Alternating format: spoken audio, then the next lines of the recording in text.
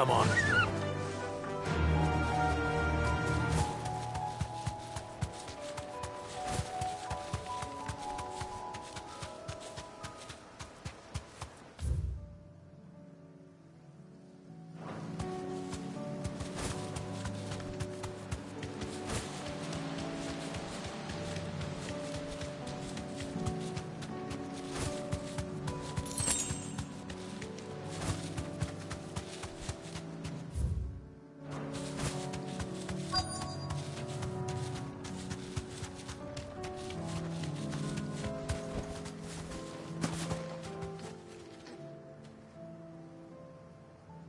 Good.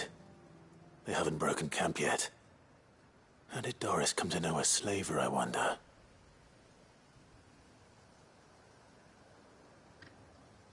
We've waited long enough. She's not coming. Ready the bearers. We're leaving. Back to civilization, is it, Mom? With all haste, lest any of you lackwits start talking like these feckless bumpkins. I presume your men are ready. We've suffered too many delays as it is. Any more, and I'll be docking your pay. Yes, Mom.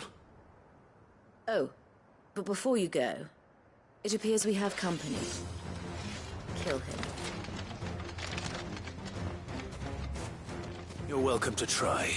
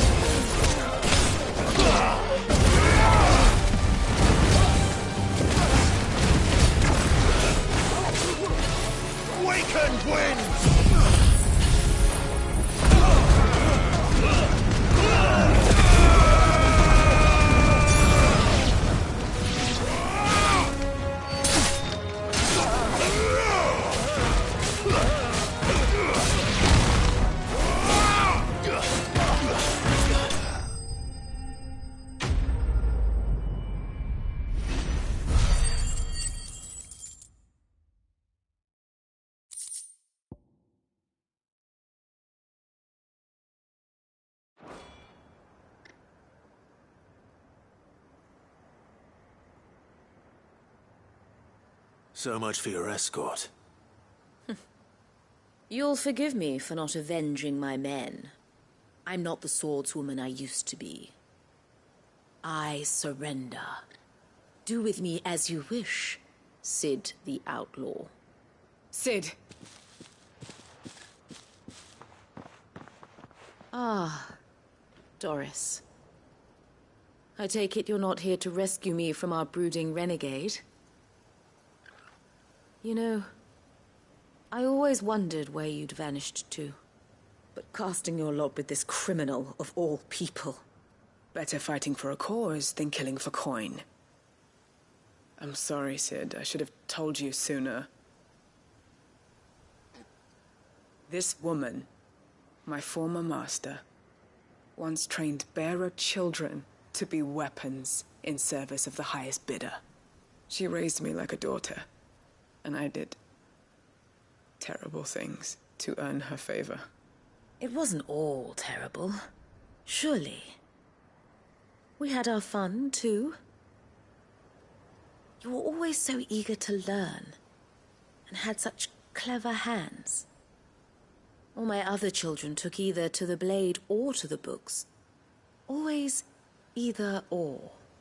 But you proved yourself a master of both. That's why I kept you for my own. How about it, my little dagger? Care to swear that blade to me again? I never swore my blade to you, nor will I ever. I fight for a higher cause, to liberate the bearers of this world. Farewell, Master. Thank you for making me the weapon I am. You always were a righteous child. Perhaps that's the reason I loved you so.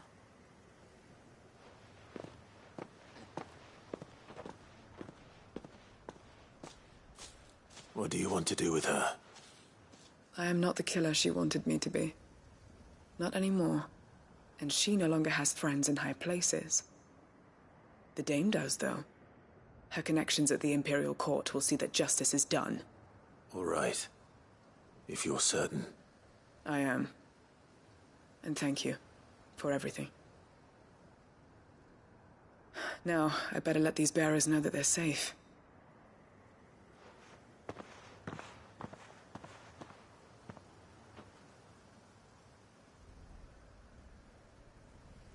And I should head back to the hideaway and put Cole's mind at ease.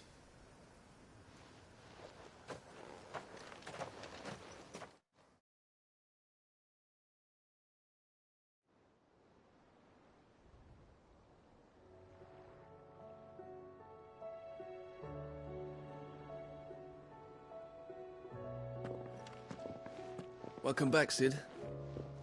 Doris's message just arrived. I hear you saved more bearers from being smuggled across the border. With any luck, they'll be joining us in the hideaway shortly. Oh, and your letter. You don't need to worry about Doris anymore. I'd been hoping as much. She mentioned one or two things in her report. So the slaver we'd been chasing all these months was her former master. Wish I'd known. She's been arrested, by the way, over in Sambrek. Went quietly, or so we're told. And she won't be getting off lightly. The Empire may have no love for bearers, but it's none too fond of black market traders either. Can't have been easy for Doris. I'm sure it wasn't. But don't worry. She'll be all right. I hope so. Suppose you should know, eh? You had quite the past yourself before you came here, or so I understand. Anyway, thanks again, Sid. The Cursebreakers would be lost without Doris. And you, of course. Keep up the good work, Cole.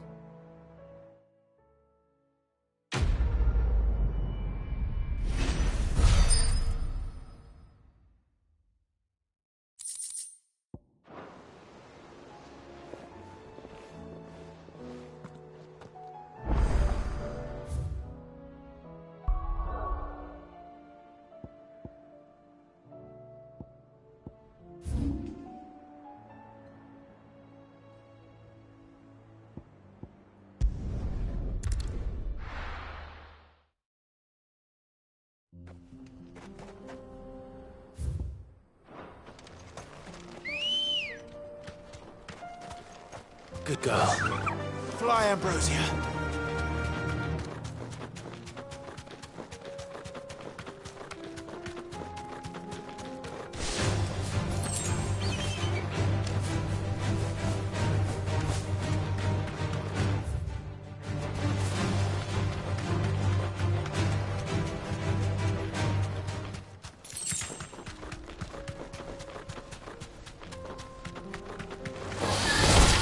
Easy.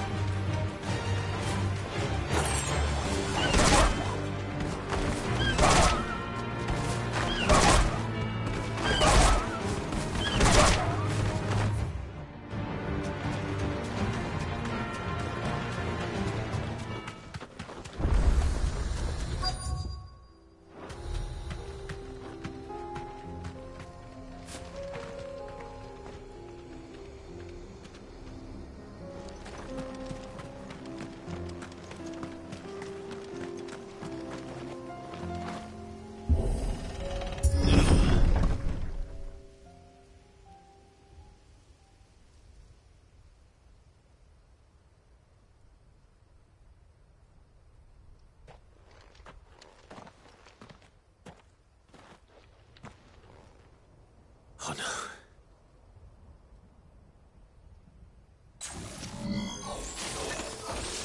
You'll pay for this.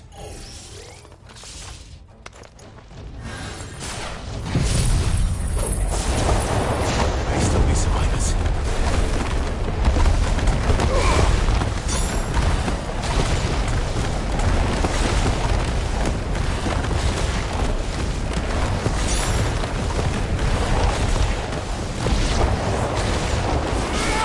Stay down.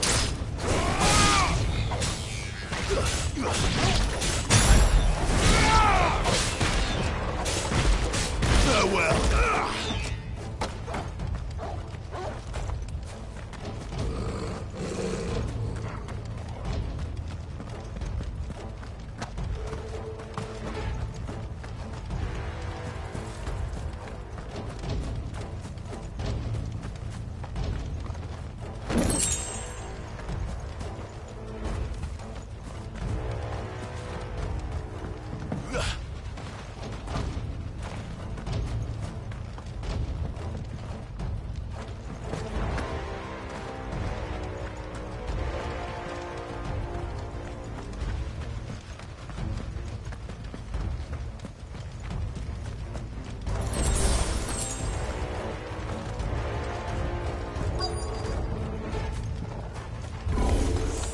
Whatever that thing is, I'd say it's their leader.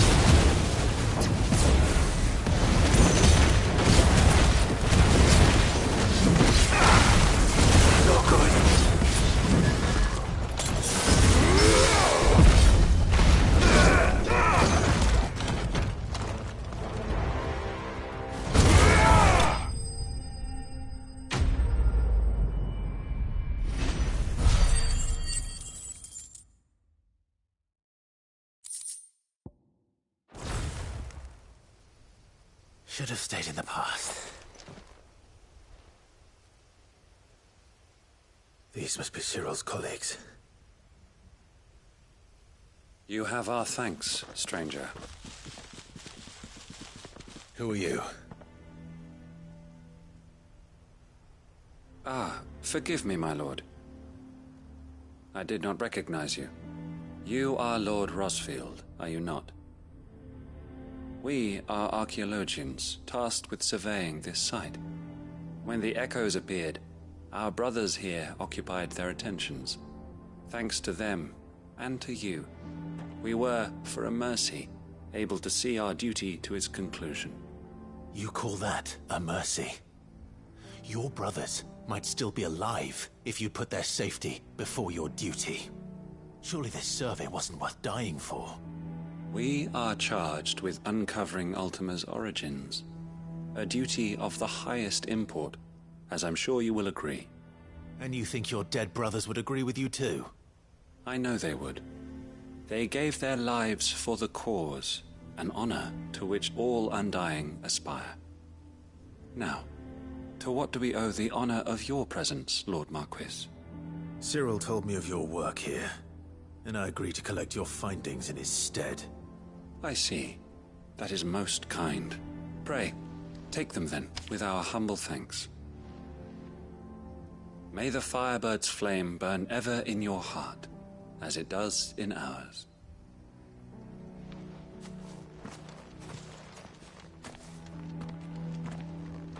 It's one thing to lay down your life for another, but for a survey... I suppose I'd better get this back to Cyril.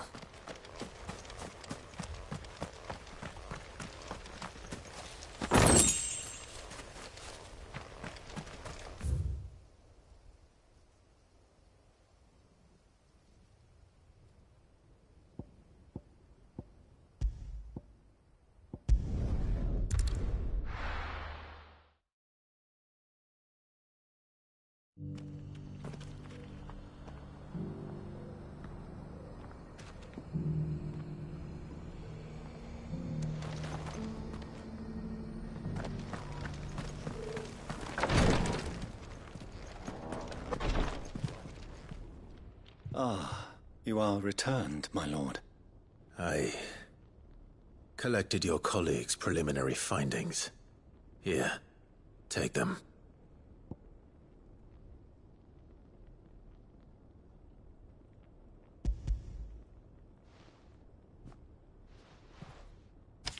My thanks. I shall study them, and inform you forthwith if I discover aught that might aid you in your fight against Ultima. Cyril, your survey party suffered several losses in Kratov. Losses which could have been avoided, had the others not chosen to complete their work, instead of saving their friends. Were these your orders? No. This was their choice. Every Undying devotes his life to the service of the Phoenix. It is our sole duty, and should we die in discharging it, so be it. Even when death is avoidable. My lord, I fear that this is not a point over which it would be fruitful to argue. The Undying have served the Phoenix for countless generations, and your opinion of our methods, however earnest, is not like to change them. We live to serve the Phoenix. Our very order exists for that purpose, and that purpose alone. Cyril, I know that you and your brethren answer only to Joshua, but allow me to offer you a word of advice. It does not further the cause of the Phoenix to have his loyal followers surrender their lives without good reason. Provide your survey parties with an escort, that they might live to do their duty for years to come. Think not only of how you can serve the Phoenix, but how Joshua would want you to serve him. Please. For all our sakes. I thank you for your advice, my lord.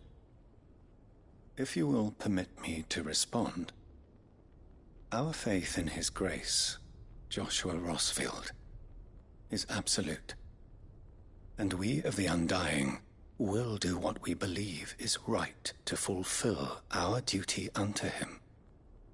As first shield to the Phoenix, I am sure you understand what it means to do one's duty. I do. Then we are of the same mind, and it is my hope that we may continue to do our duty together.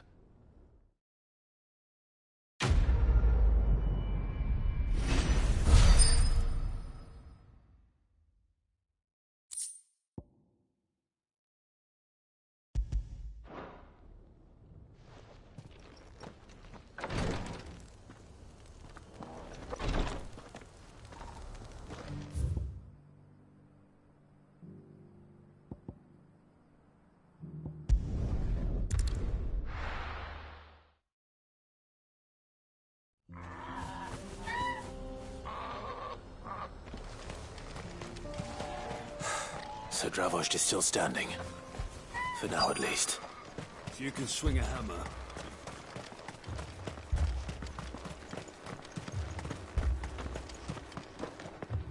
Clive! You're here! And the Akashic? Mostly off to the north still. But I spoke to Doris's scouts and it turns out things are worse than I thought. There's swarms of them out there. Told old Snotty to be ready to seal the north gate. That should buy us some time if we need it. Enough for the villagers to barricade themselves inside their homes at least. Well done. Welcome back, Sid. I'd never have guessed, you know. Not if August hadn't let slip. Who'd have thought that the savior of Dravost would turn out to be the realm's most infamous outlaw? Keen to help us out again? I am. Thought you could sneak off without me, did ya? Blackthorn. Oh, what are you doing here? One of the scouts couldn't keep his voice down. Unlike my best mate who didn't think I deserved to know. Zoldan, how long's it been? Long enough for us two to turn into a pair of old codgers, I see. That your idea of an apology? Prick. Don't listen to him. You only did what you thought was best. For the village and that. I did, yeah. But that ain't the whole of it. Vulcan, our master, didn't leave the chiefdom to the two of us. He left it to me. The best blacksmith in Dravost, barring himself, of course. Bloody stupid tradition, in my opinion. If someone's got talent, you should let them practice their craft, not ask them to settle petty feuds and barter for grain. Our master wasted half his life that way. I wasn't about to let that happen to me. So you wasted half of mine instead. You're what Dravost needed. Under me and my precious ideals, this place wouldn't have lasted a year. So I left to devote myself to the work and spare you lot the consequences. I may be a selfish prick, but I only did what I felt I had to. What you had to do was your duty! Even if it meant we all starved? Enough. This is no time for bickering. You can finish beating each other up once Dravost is safe. Fine. I've said my piece anyway. Yeah, so have I. Sorry, Clive. I shouldn't have stuck my nose in. We're short enough on time as it is. Still, give us a mo, would you? I need to get my head straight before any of them Akashic try to bite it off. You, ready for the off, then? We can't afford to waste any more time. Right you are. Might be worth having one last word with the scouts, though. Don't want any nasty surprises, do we? Oh, and Blackthorn, you and Zoltan might be better off staying inside the... Akashic on the move. How close are they? Within sight of the walls. And there are more coming up from the mines. What was I saying about nasty surprises? They'll wash right over us if we stay out in the open. We're pulling back behind the gates. Good idea. Get yourselves inside, but keep your weapons handy. Understood.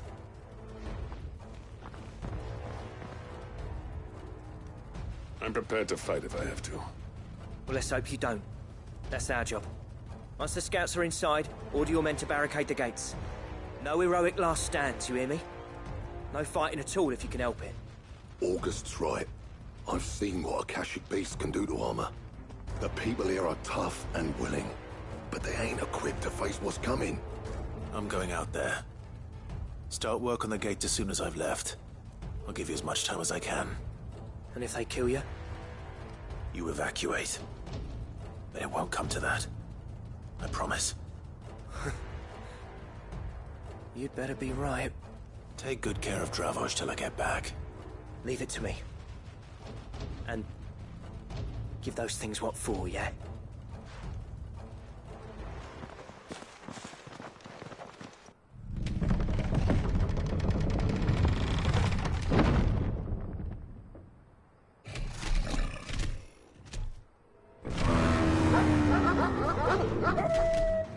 All right. Which one of you's first?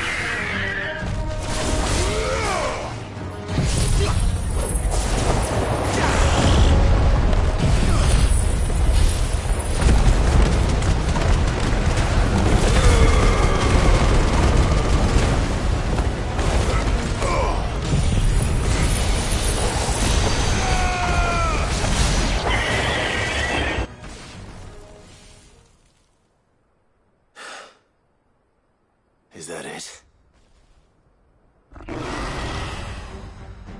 Apparently not.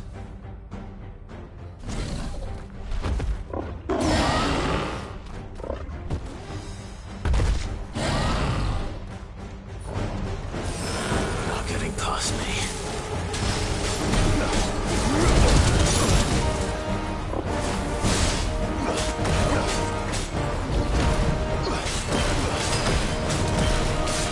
Nice try.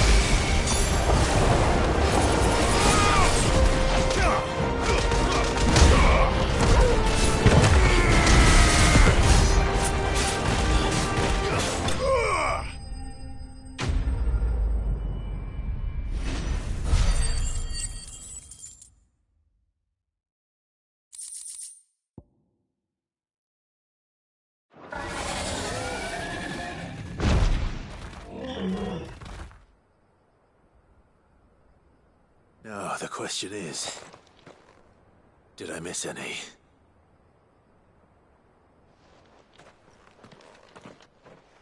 Man alive! You're still in one piece! I slew as many as I could. As many as I could, he says. The old bleeding lot, more like it. Well, almost. Only almost. Yeah, one or two did try to sneak over the wall. But we got the bastards, don't you worry. Good. Though you do know, more will come in time. In time, yeah. But we can think about them later. Let's get you back inside.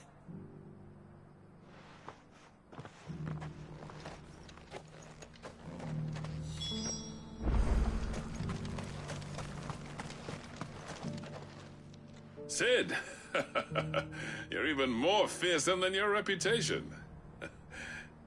Enough to give those Akashic monsters nightmares. I almost felt sorry for the wretched things. But mostly, I felt grateful. Dravost won't forget what you did today. I'm afraid I've only delayed the inevitable. There's no getting rid of that ether flood. Meaning that any living thing which stumbles into those mines will end up clawing at your walls again.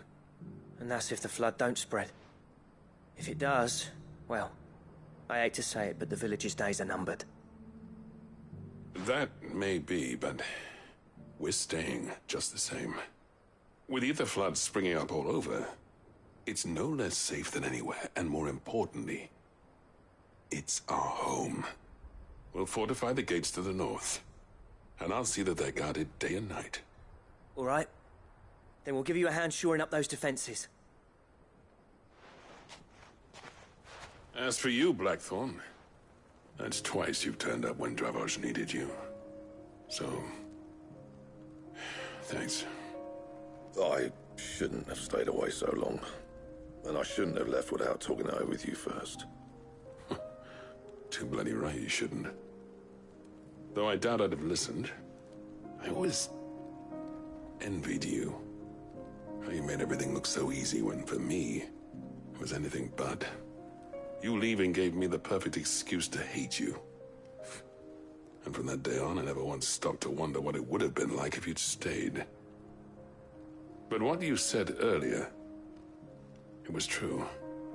You'd have been the death of this place. Finally, something we can agree on. I hope you see the sense of it eventually. You kept this place alive. Alive, perhaps. Wealthy even, but Dravosh isn't what it once was. Our work used to be the pride of Dalmekia. Now, we churn out the same rubbish day after day because it's easy and turns a profit. It's not about the craft anymore. I wouldn't send my sons to war wearing the shit most of our smiths are making. I've kept working, honing my skills, trying to lead by example, but no one sees the point. The average castle apprentice has as much passion for the craft as our current lot.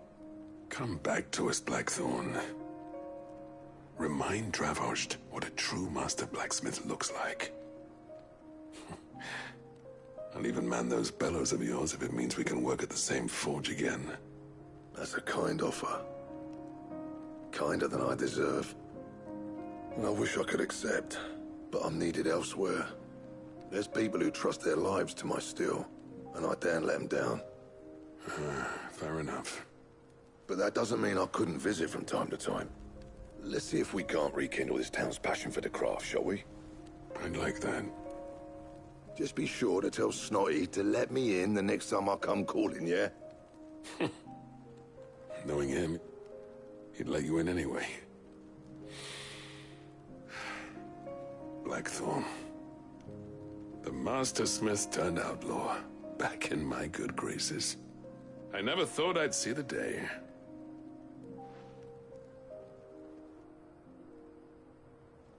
I'd say that went pretty well, wouldn't you?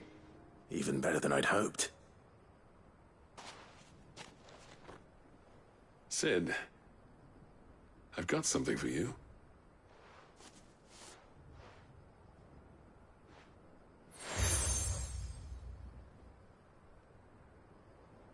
And this is? A token of our lasting gratitude. But I'm of a mind to make you a far grander gift. Designs for a certain sword have been passed down from chief to chief for generations. Now hold on, Zoltan. There's a reason no one's made that blade in centuries. There's not been a craftsman equal to the task. I'll admit your cinders make impressive steel, and I've learned to own an edge Odin will be proud of. But the engravings on that thing are enough to make a jeweler cry. And they're not just for show, either. Have you forgotten what brought you back to Dravost in the first place? A certain ring? I knew I'd never surpass you with the hammer and tongs. So I turned my hand to a different kind of metalwork. Between the two of us, I'd say we're the equal of any master craftsman ever to have graced a forge.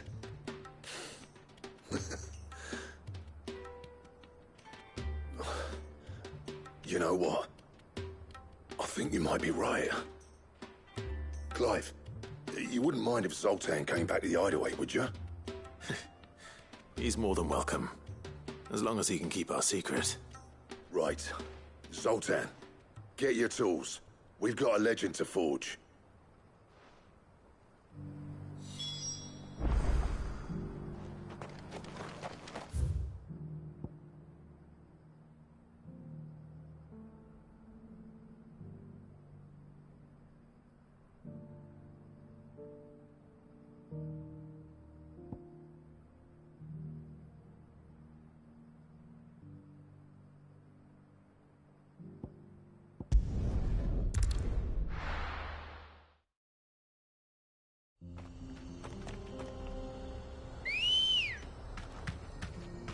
Good girl. Yeah!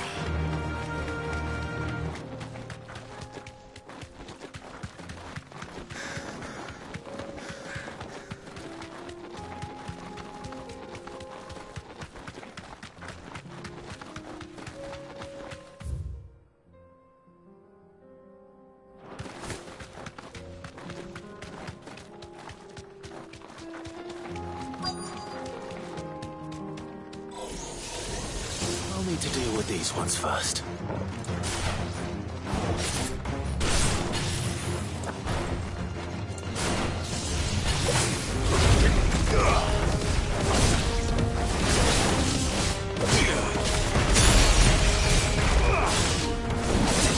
Stay down!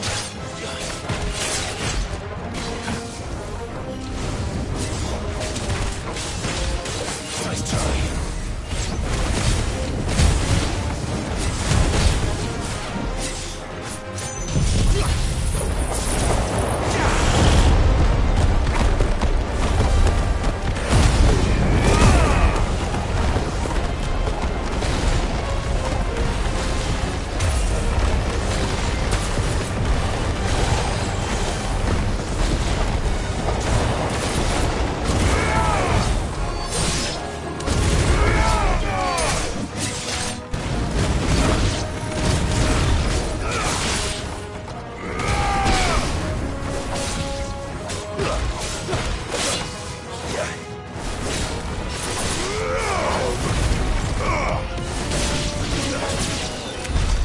Now to find this spherical echo.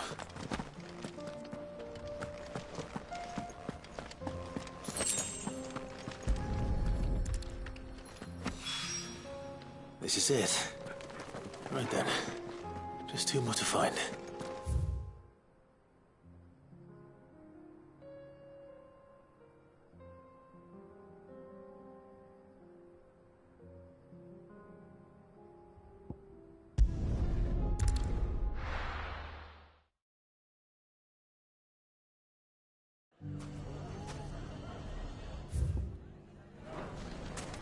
Everything's back the way it was.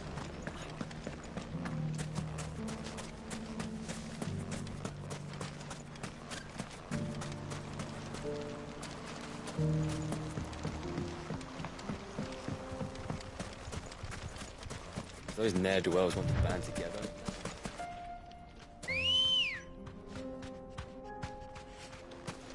Ready, go? Run like the wind.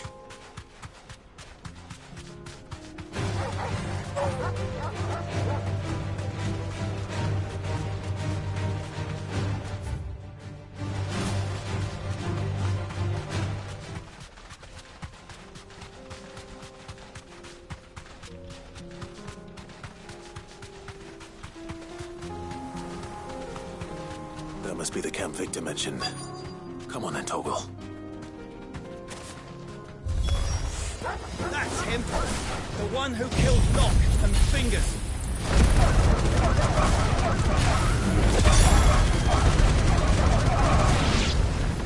Take his head off!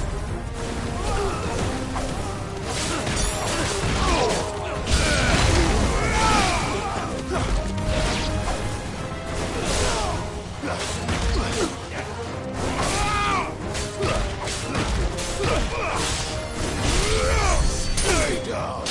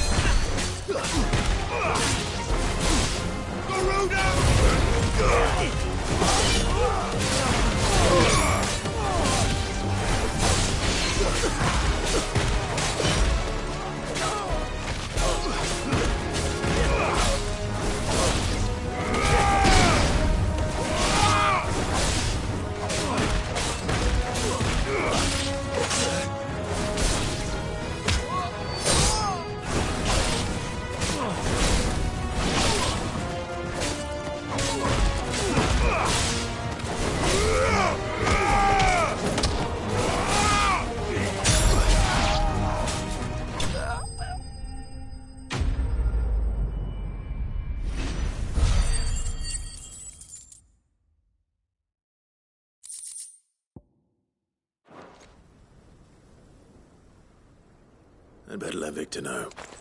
Sid, where are you? Ah, I see the bandits didn't pose you any trouble. No, but... that's not why you're here, is it? No. Something's happened. We need you back in Dalimil. What is it? The whole town's in uproar. They're saying that Lubor is a bearer. What? Seems that one of our parties wasn't as thorough as they should have been.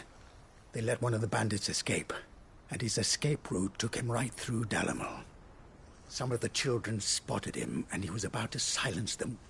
And when Lubor felled him with a bolt of magic, and without a crystal. But that's not possible. It is, if he's a bearer and has been hiding it all these years, which is what people are saying. If he has, well, I wouldn't blame him. No man is branded by choice. Still, all those people see is a man who's lied to them all his life. One who was made a leader of himself when the world believed he should have been a slave. Fuck. I don't know where we go from here, but I know one thing. Lubor needs all the friends he can get right now. You're right.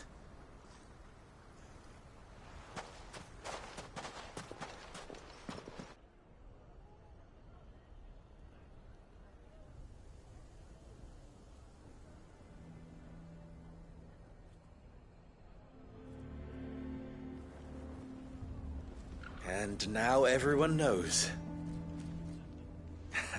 I made it a habit to keep a crystal close at hand for just such an occasion.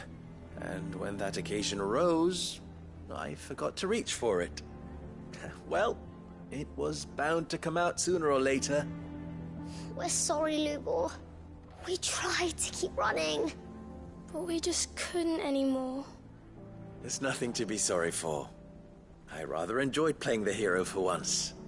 All that matters to me is that you two are safe. Look at him talking to his betters like it's nothing. All lies, I'll wager. Just like the ones he fed us all these years. Once people make up their minds, it's hard to change them. We need to do something, and quickly. Convince the people not to let their prejudices blind them. Convince them that nothing has changed. That their enemy lies outside these walls, not within them. You're right. We should speak to everyone. I'm glad you agree. I'll handle the townsfolk. I'm a Dalmec born and bred. They listen to me. You head to the tavern. Make Conrad and Natalie remember who Lubor really is. They know that Lubor and I are friends. I might not make for the most impartial of interlocutors. Lord Underhill of Randalar's League of Merchants, however, is a trusted and impartial mediator of note. I'll do what I can.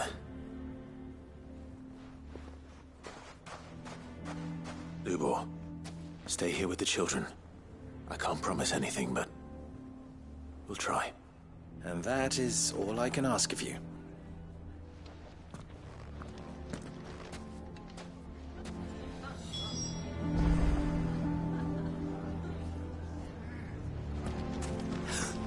Why are you taking the bearer's side? Why do they always have to make such a fuss out of it? Knew all along that he was... Forgive me for disturbing you, but... could I have a moment of your time? I've seen your face before. As have I. Lord Underhill, wasn't it? Of the League of Merchants. That's right. I wanted to speak to you about Lubor. The rumors that he's a bearer. All true, I'm afraid. He'll never be mayor now. Not if I have anything to do with it. But what of his wares? Bearer or no, his steel is highly valued throughout the Republic. In this at least he's done the town a service. Might that not earn him a little leniency? Leniency? He pretended to be one of us when he was laughing behind our backs all the while. I'm sorry, my lord, but he lied to us. He lied to you. He cannot be trusted. So what do you propose? Will you drive him from his home? Close his forge? Perhaps. That is a question for the people of Dalimil, and they will thank you not to get involved.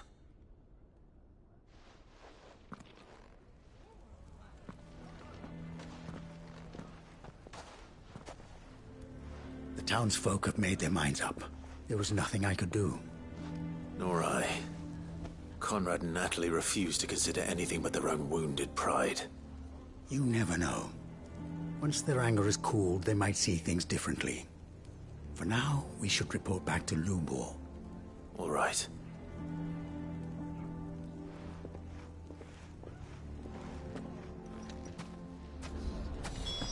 Why the hell would Victor take the bearer's side? For Sharon. I assume the situation is hopeless? There's still hope. But...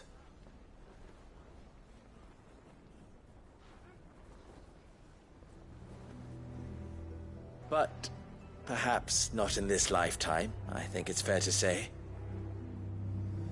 You mustn't think like that, Lubor. Give them time.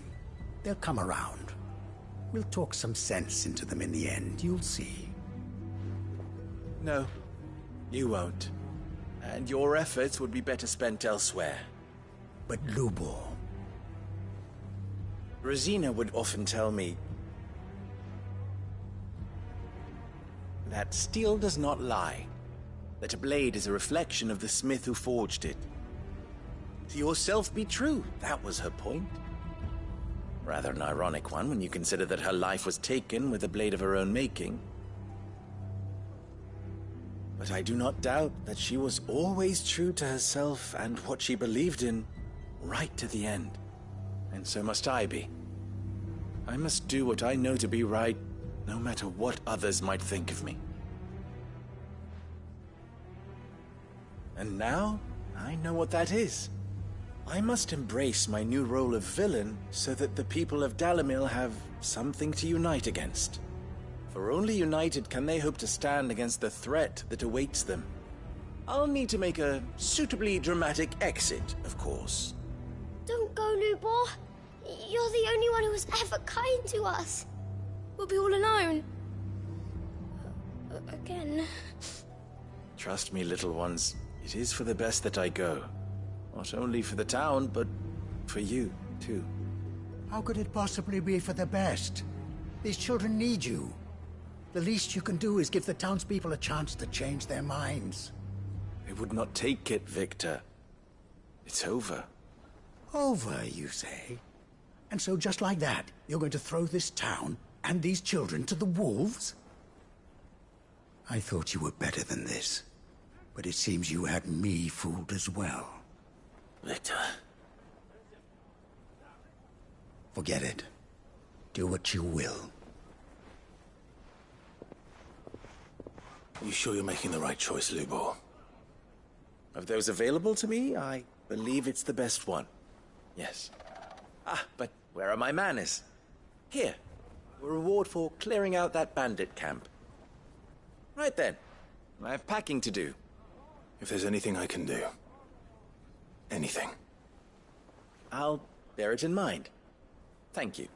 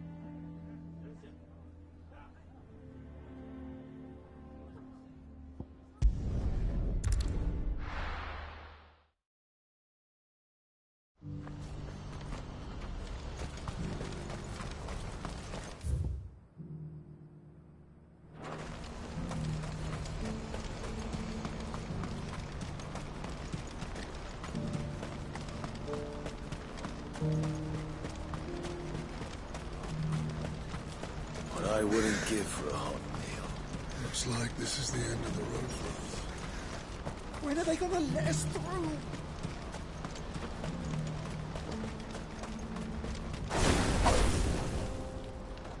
This is no time to ride.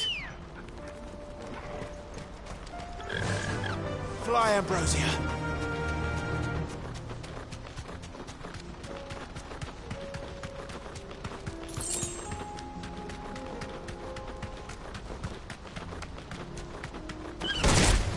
All right.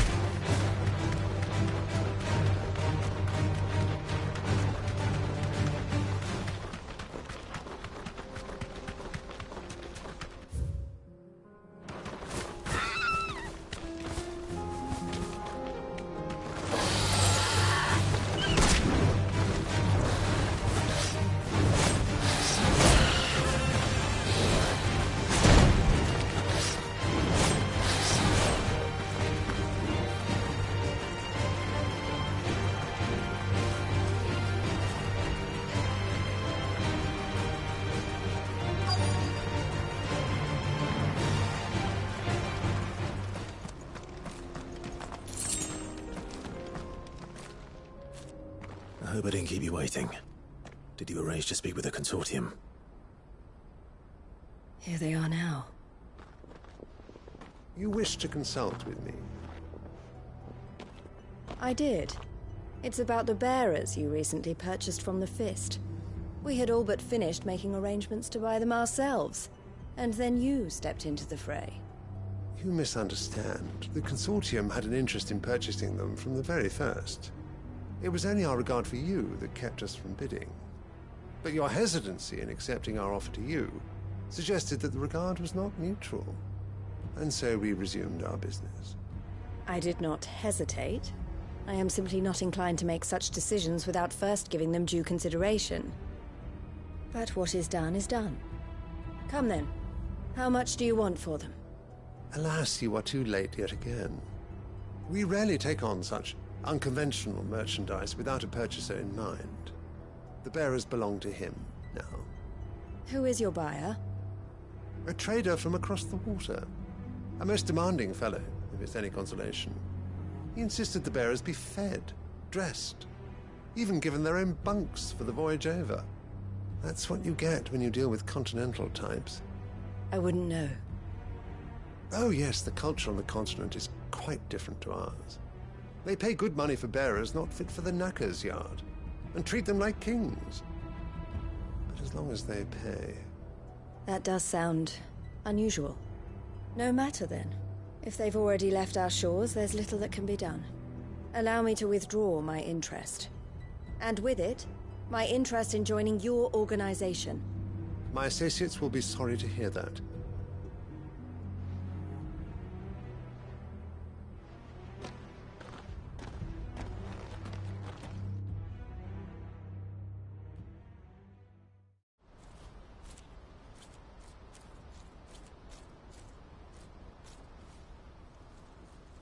I'm sorry you weren't able to save them. As am I. But I only have myself to blame. He was right, you see. The Silver Peak Consortium did intend to buy those bearers before I did. Their representative hinted at a possible purchase when he came to recruit me. I feigned interest in joining them in the hope he might be encouraged to tell me more. And he did just that. As soon as he left, I sent my own offer to Randalar. So you never... No. I entertained the Consortium's proposal solely so I could learn more about those bearers. But I was a fool to think they wouldn't find out. I knew exactly who I was dealing with. You tried. I did. And if what he said was true, the bearers are to be well treated. Which is something, at least. But they deserved more. I wanted so badly to see them freed. Eloise! Eloise! Word from Cashlock. The village is under attack. A pack of beasts have come down from the mountains, and there's a dragon at its head. Theo and the others are trying to hold them off as best they can, but the odds are against them. They need help, and fast. Theo! I'll go on ahead. Thank you, Clive. I'll gather some men and join you there. Just... make sure he's safe.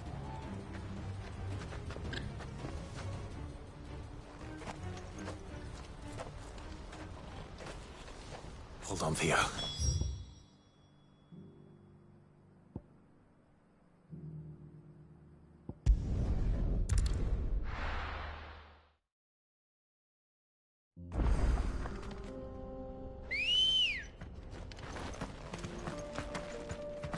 Ready, girl? Faster!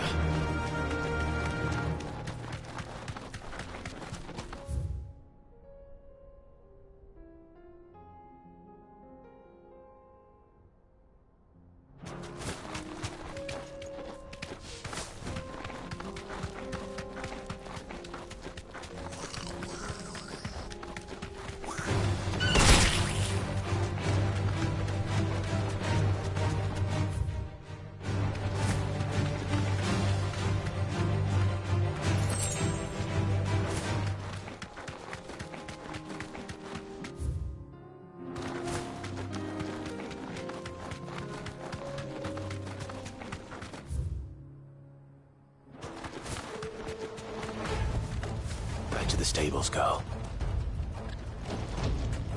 What's the situation?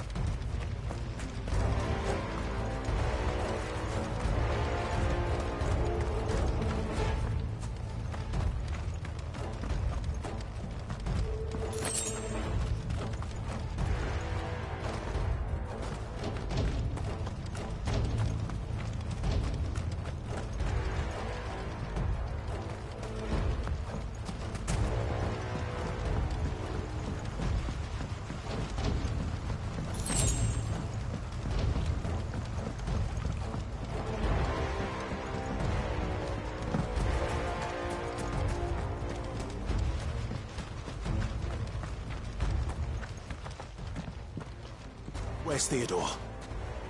Upriver! He led the dragon that way to keep it from the village, but the whole area's flooded with ether.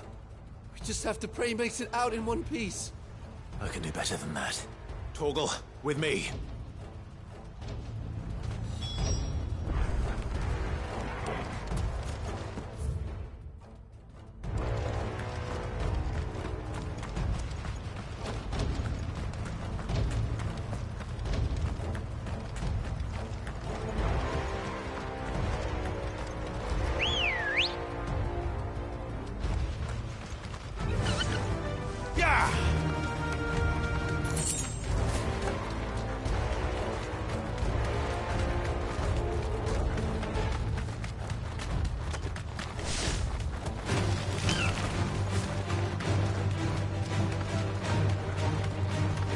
Where are you, Theo?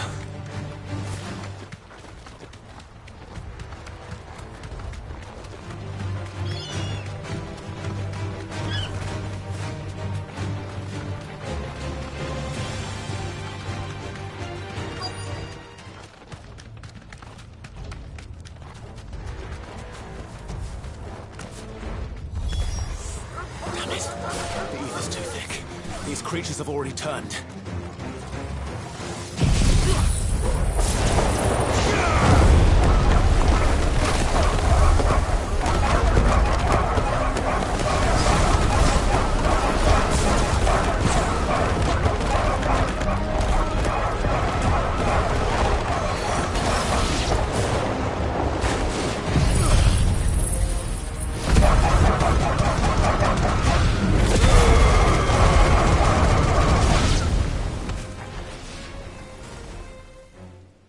I can't waste any more time. I need to find Theodore before that dragon does.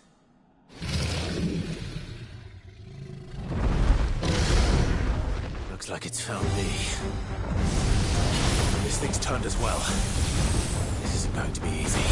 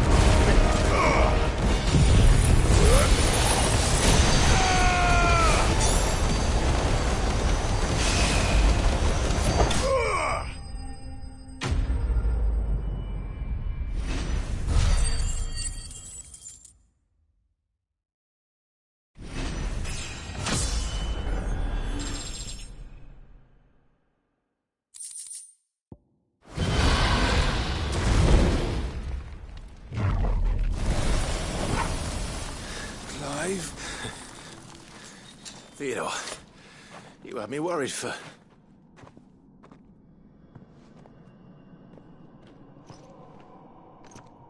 We have to get you out of here.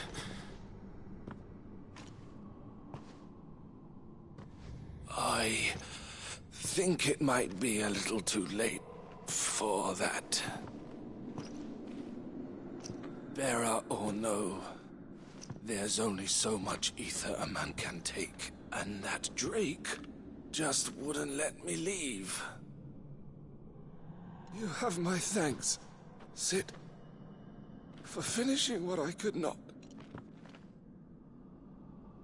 For keeping Elle's dream. Theodore!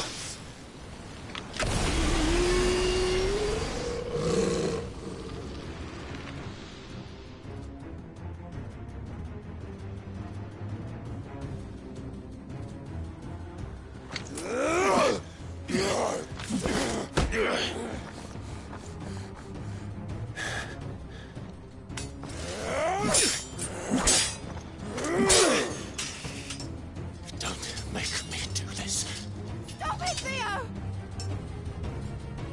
Stop! Stay back, Eloise! He's turned. And so will you!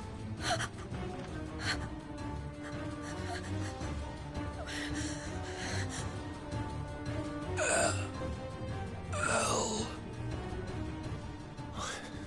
Theodore.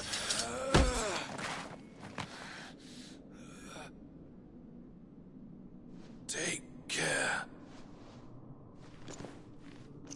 of my sister. Theodore, wait. Goodbye, Elle.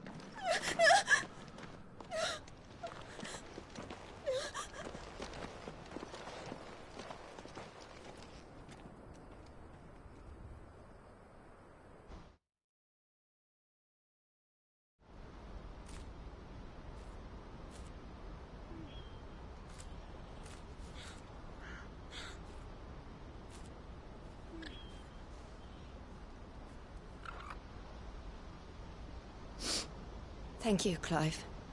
I think I'll be all right now. That was true bravery he showed. Leading the dragon away from the village like that. His first instinct was always to protect people. To put others' well-being before his own. And now he's gone. Because I sent him to that place, against his will. It wasn't against his will. He was ready to do whatever it took to show you he could stand on his own. So that you would finally be free to live your own life.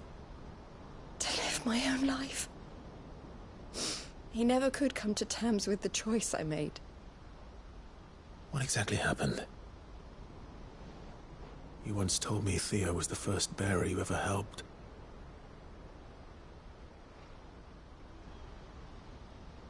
We grew up in Canva.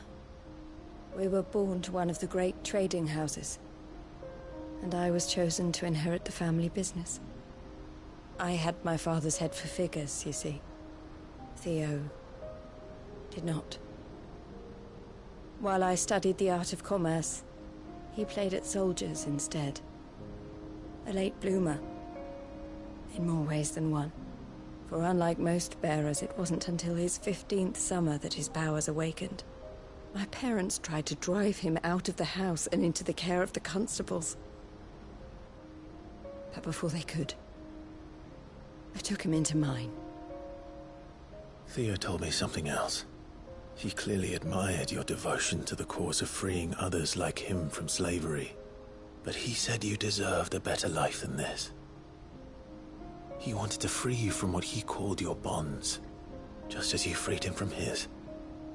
I would be lying if I said I had not wondered from time to time how much easier my life might have been if I had allowed Theo to be taken and devoted myself to the family business instead.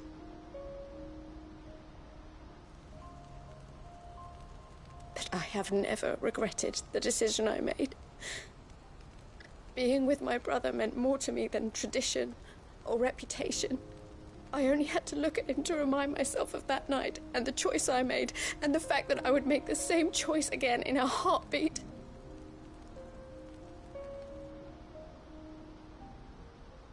He was never a burden. How could he even think that?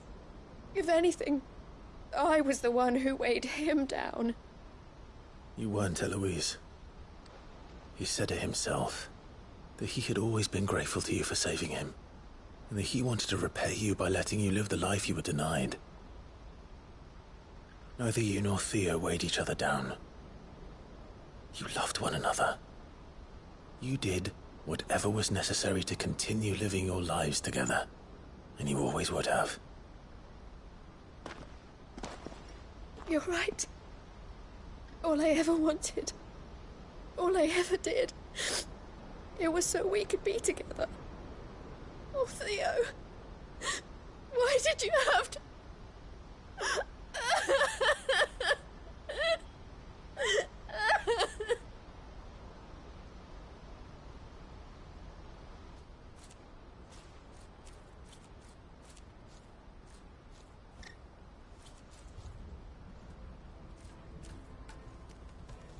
I know Theo wanted me to move on, but I'm staying here at the Crimson Caravans to continue our work.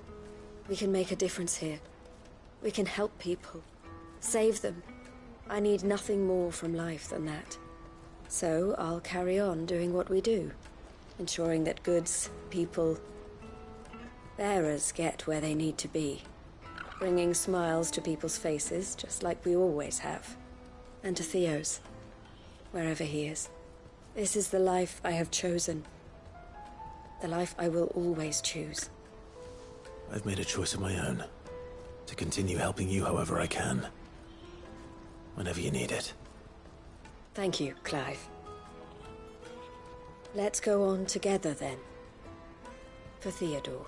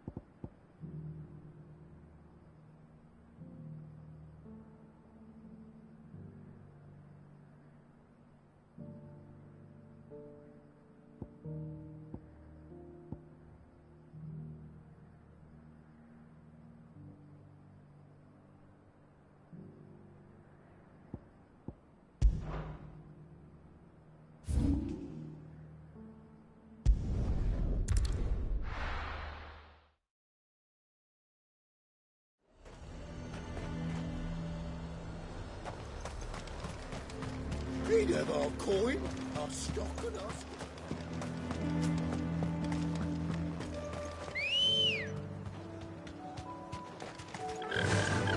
Faster!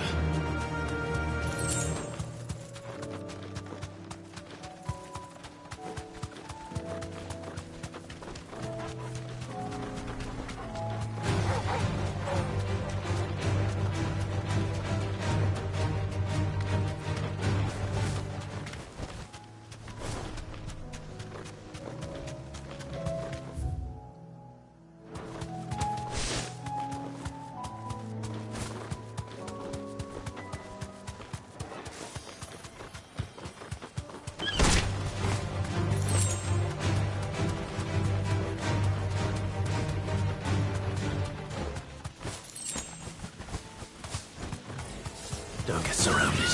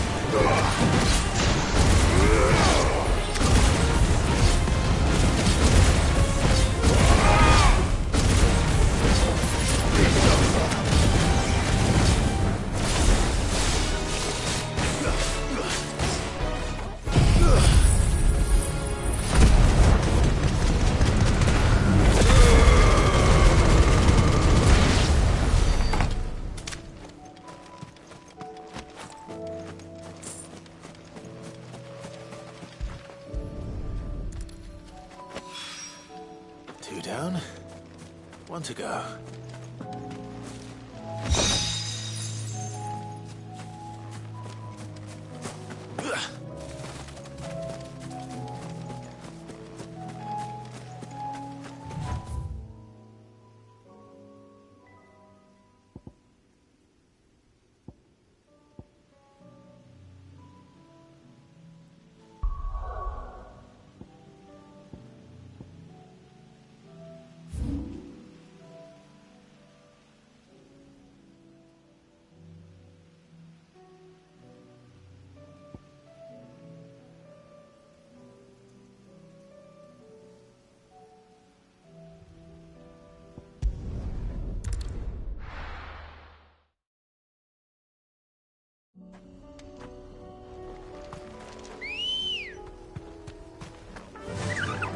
Fly, Ambrosia.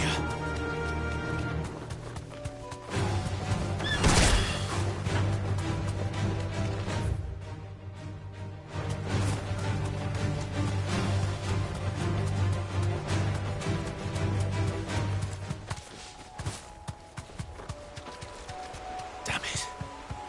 The whole village is turned. That'll do, girl.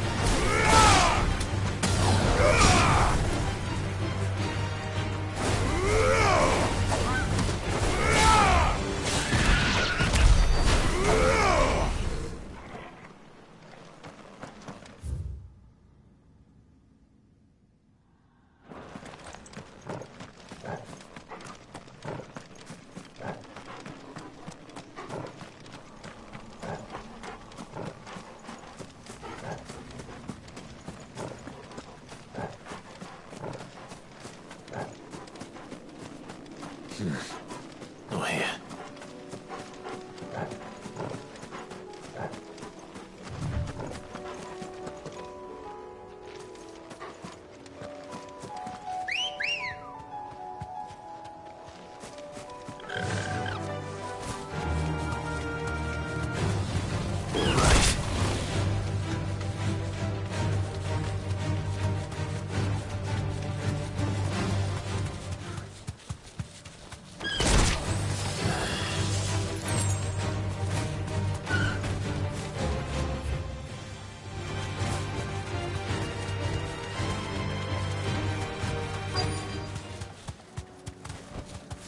Be safe.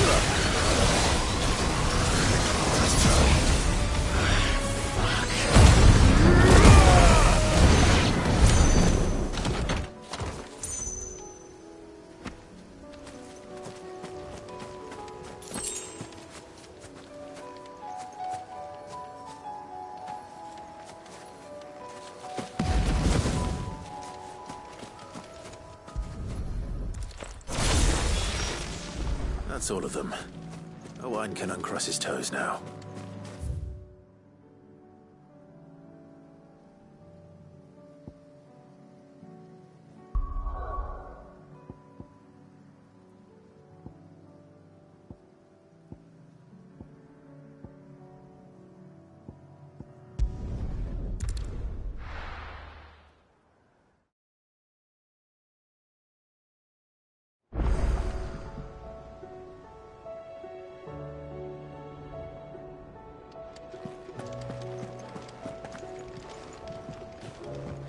Come back.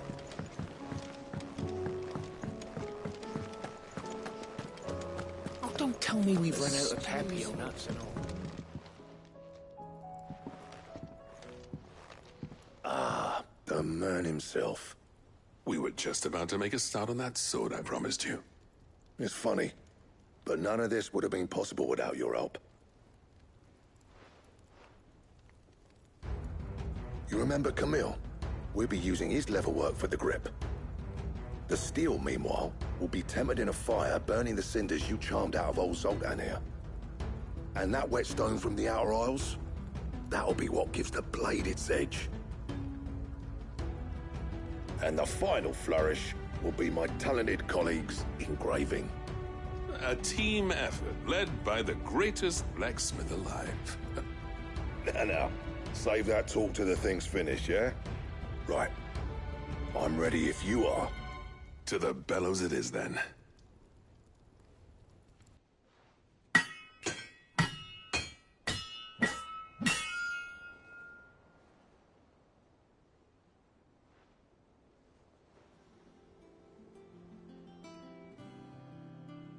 Well, bugger me. We actually did it.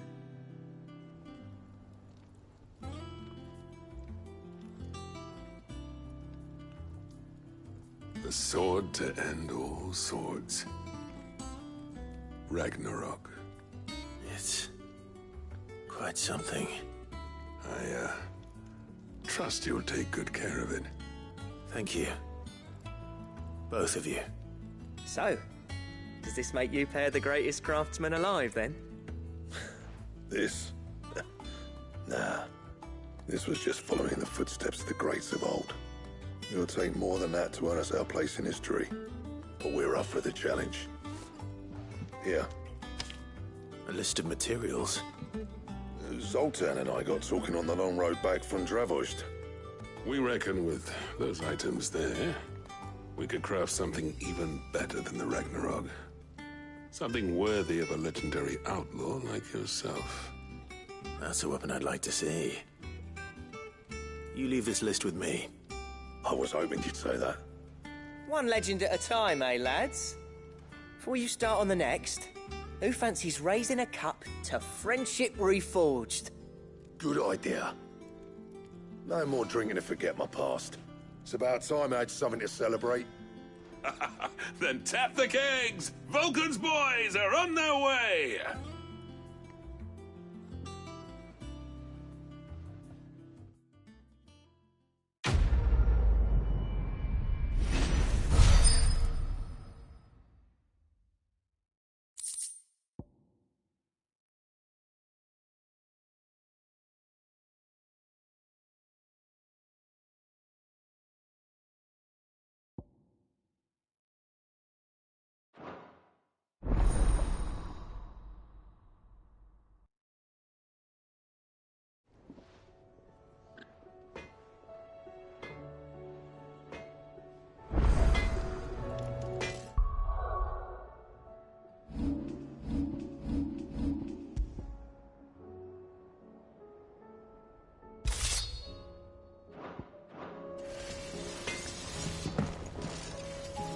What do I owe the honor? For saying Fornian, dear.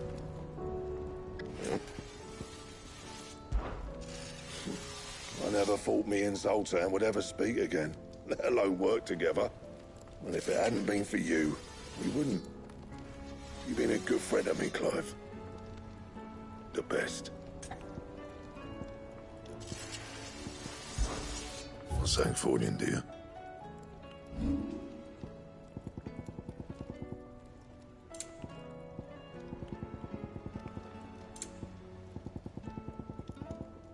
Anything else?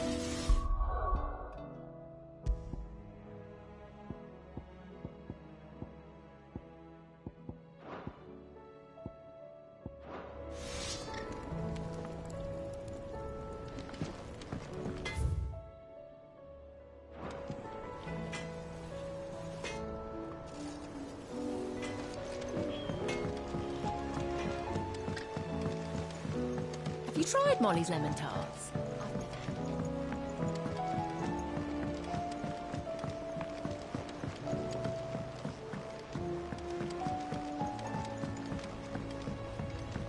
Canva lost? It can't be true. Miss, can we read Miss Editor's story for our lessons?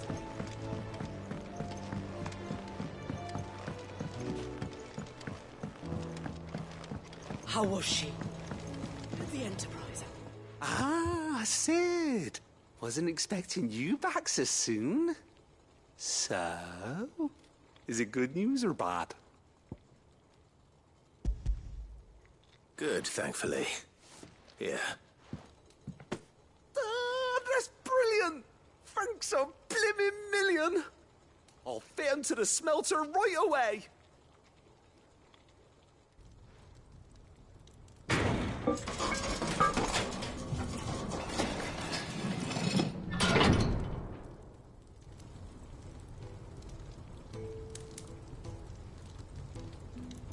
May I present to you the Telemon Furnace! Ain't bad, is she? She's a beauty. You saved my bacon again, Sid, and I ain't about to let your good deed go unrewarded. It's fine, really. My bag's flexible enough already. Oh, don't say that. I'm sure I can make a few improvements to it yet. You could just buy me a bigger... How about that clasp? Looks a bit stiff. Reckon you could loosen it up and make some more room? And I reckon I know how. With a new alloy we've been working on. The Telemon Furnace was just what we needed to perfect it. It's a metal, see? So it's lovely and strong, but it's also, well, stretchy, if you can believe it. Stretchy metal. Well, if you insist. That is the spirit. You'll love it. I promise.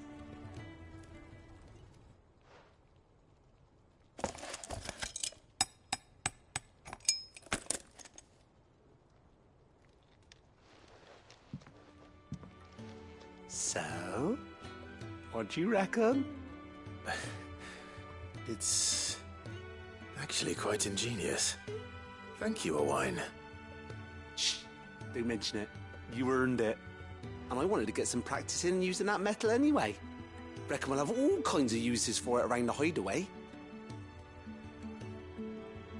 Can't think of any right now, but that's our job, innit? Dreaming up new ways to make life easier around here. Maybe even out there, too. One day, the whole world's gonna know about the inventions you've helped us put together. That bag of yours will be the first of many. You mark my words. They'll hardly believe their eyes, I'm sure.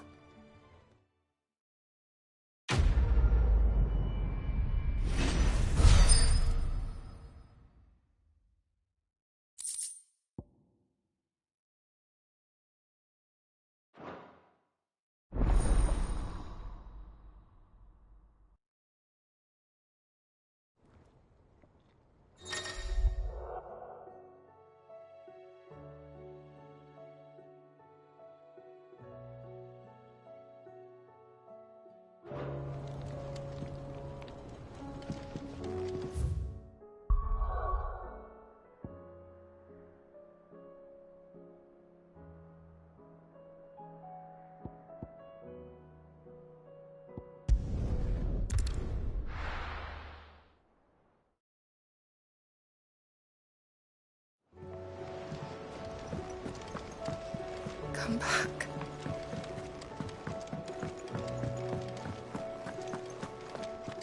Don't tell me we've run out of Papio nuts and... Still alive, are ya? Coin purse weighing you down?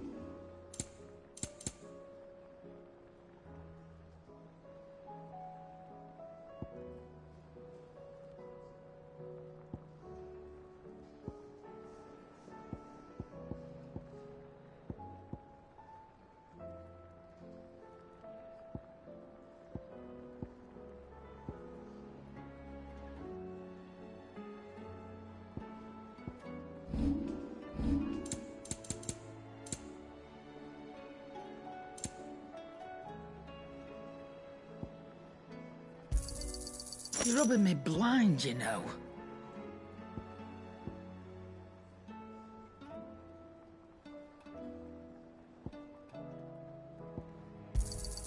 It'd better all be here.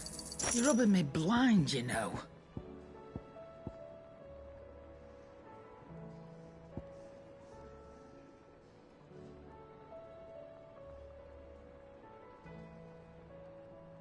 Finished, are you?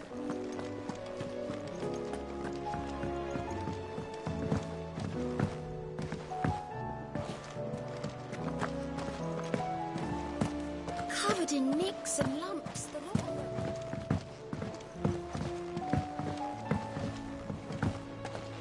I still say it were a compliment.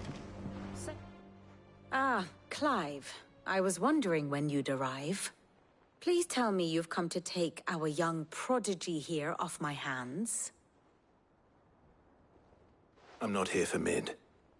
I need information on Ash. Then why not ask Molly if you can look in one of her ovens? Go on.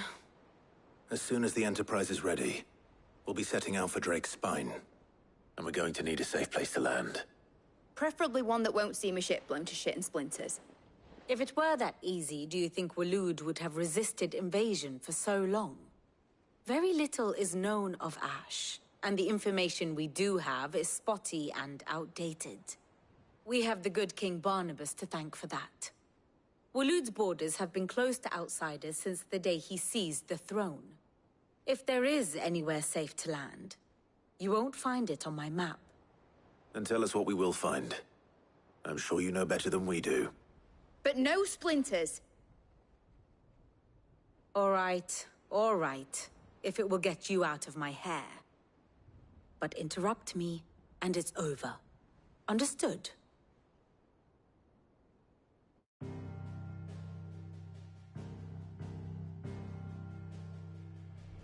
Barnabas Tharm, the one they call the Last King.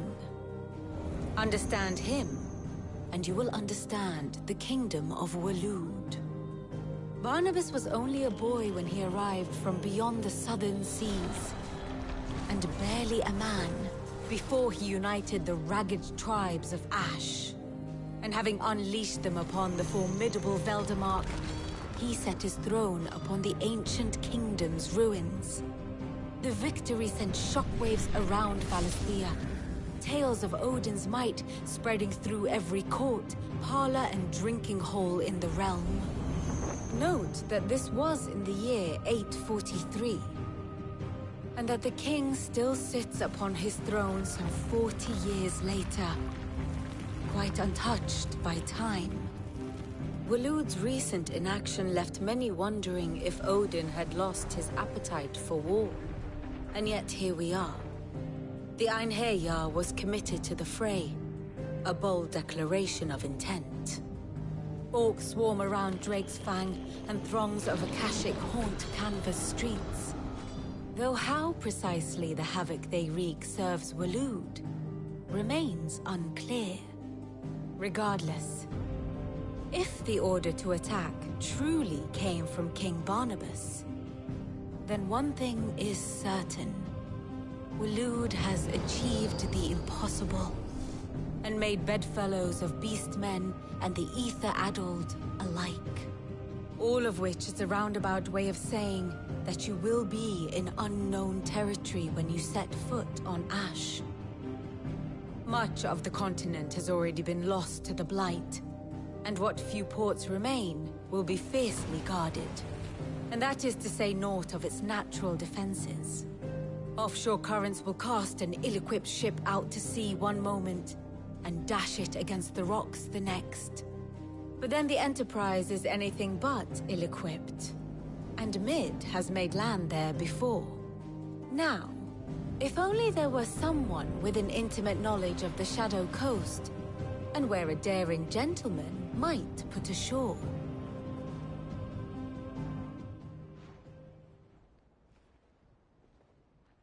You see, Clive, you had the answer all along.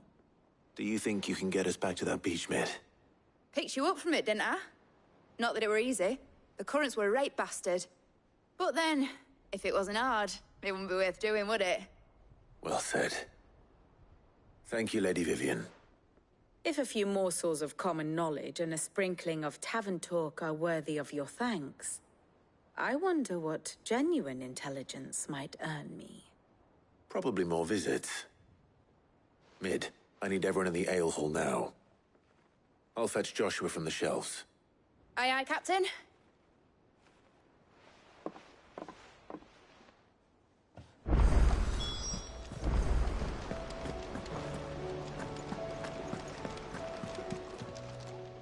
Welcome to the Patron's Whisper. Is everything we've received and everything promised? You earned this. All done?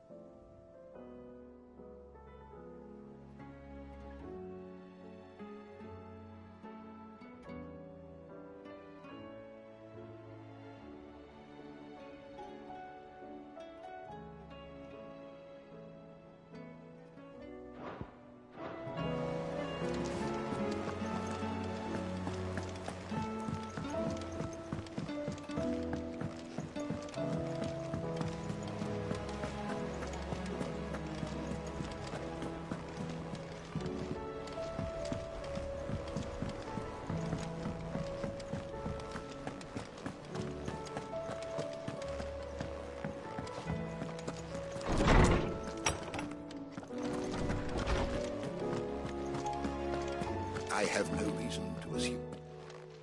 Clive, you must listen to this. Rosman, tell him. Do you recall when we spoke before on the divinity of Ultima? Well, it inspired me to delve deeper into the subject. and what I discovered appears to agree with the findings of His Grace. You will recall that my quest to uncover Ultima's origins began with the mural at Phoenix Gate. But while I've always known it to be important, its secrets have heretofore eluded me. Now, however, I believe I know where to find the more complete example, one that will reveal all we seek. Master Clive, have you ever in your travels chanced to hear of the Circle of Malleus? I would think not, if you have.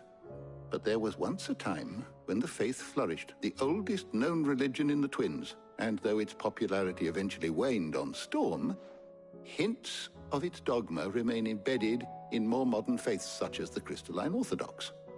Wait, you said it waned on Storm. What of Ash?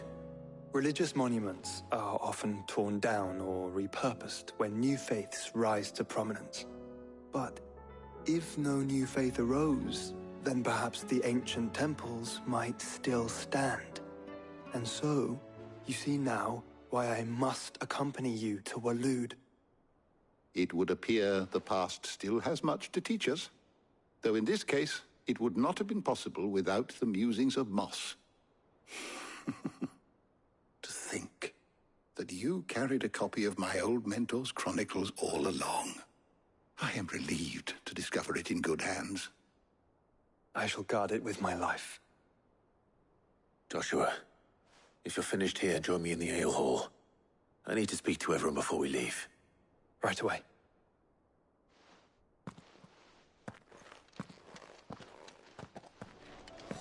Mid said I could ride the Enterprise.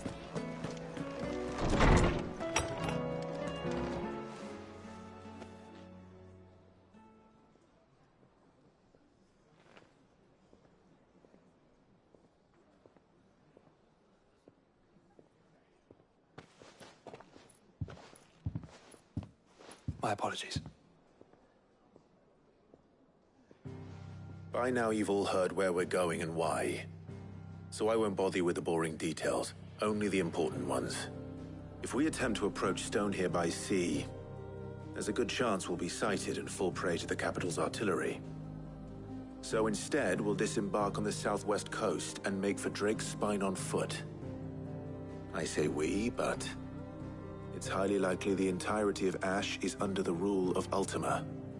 A large party would only attract unwanted attention, as well as slow our march and require supplies which may be difficult to obtain. Only Joshua and I will be going. And a scout. Preferably a good one. Gav, do you know of any? You bet your ass I do. Might still borrow some of Lady Vivian's maps, though. Just in case, like. Once you've dropped us off at the Shadow Coast, you need to retreat into neutral waters, fly merchant colors, and stay inconspicuous. If you sense any danger at all, you leave us behind and return to Storm. Inconspicuous is my middle name. But like hell am I leaving anyone behind. The ship ain't going nowhere till your scurvy mugs are smiling on deck. Jill, the Enterprise will appear a tempting target for royalists and pirates alike. You're to stop anyone boarding. Don't worry. I'll keep the ship and her crew safe. You'll be needing passage home, after all. But... very well. If there are no questions, I'll see you all at the docks.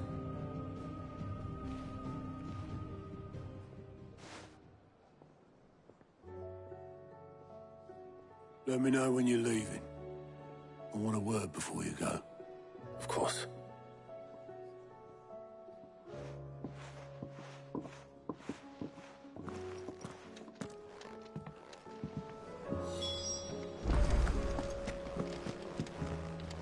Hope adrift on foam-flecked peaks, despair looms below.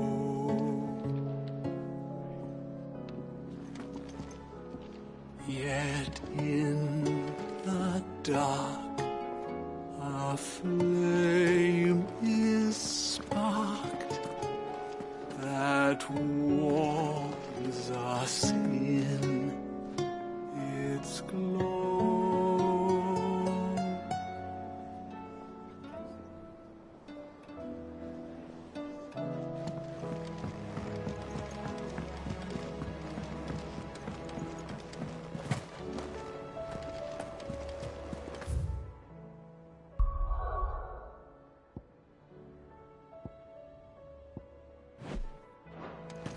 in nicks and lumps, the lot.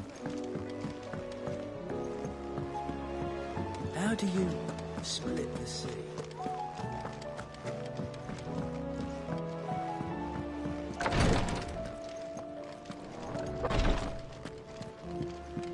Please, my Lord Marquis.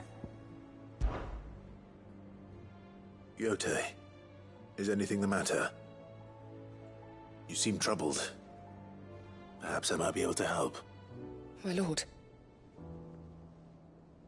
Yes. Perhaps you might. It's your brother. His condition continues to worsen, though he does his best to hide it. The lesion on his chest pains him more with each passing day. I had feared as much. There are certain elixirs which can ease the suffering of those afflicted by the curse, but... But his Grace's case is severe. The drafts I have been able to prepare for him thus far have ceased to have any real effect. So I consulted with Talia and certain of my comrades among the Undying about the possibility of finding something stronger. And thankfully, a recipe was found. The only problem being that and our supplies are... Unless we can secure more soon... My lord, I know that I have no right to make demands of you. For Joshua. So? A rare herb by the name of stonerwort. It grows only where the ether is densest. The vigor it stores in its stems helps to counteract the curse. We discovered a patch near the aqueduct in Rosaria. But alas, yet more ether has erupted from the earth there recently. The search continues for a new source. So it's only that you can't reach it? The stonerwort itself is unharmed by... Well... Then I shall go in your... But... You've yet to find another source, correct? So for now, besides, I'm a dominant. Well, stonerwort is easily identified by its blood-red blooms. I shall remain here.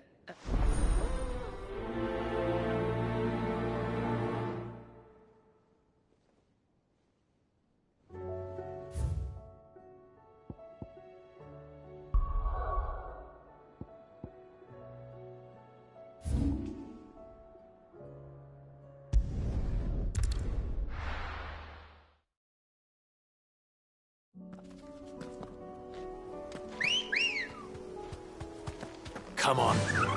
Fly, Ambrosia.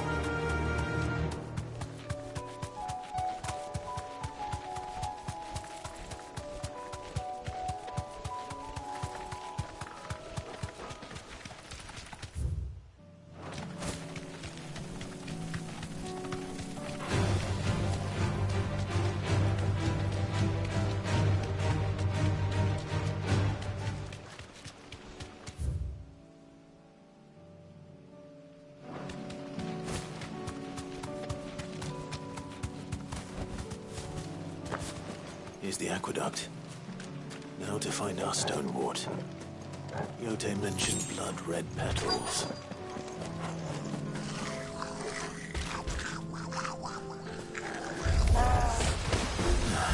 Just my luck. I won't be picking anything till they're gone. There's only one thing for it.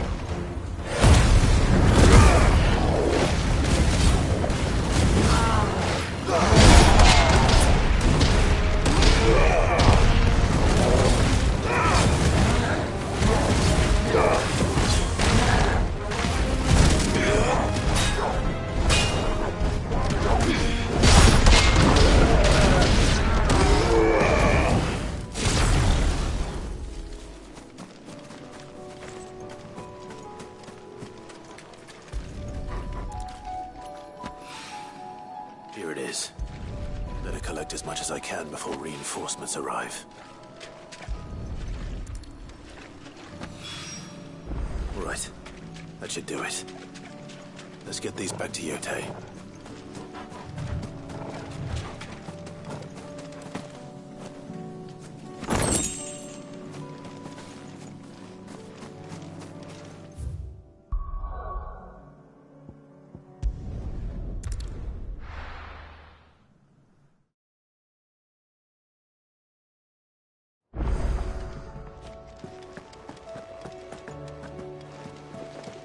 Covered in nicks and lumps. The lot.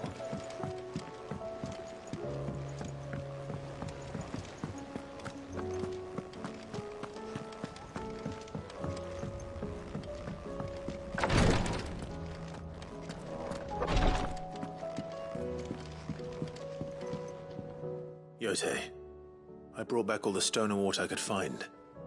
Will this be enough?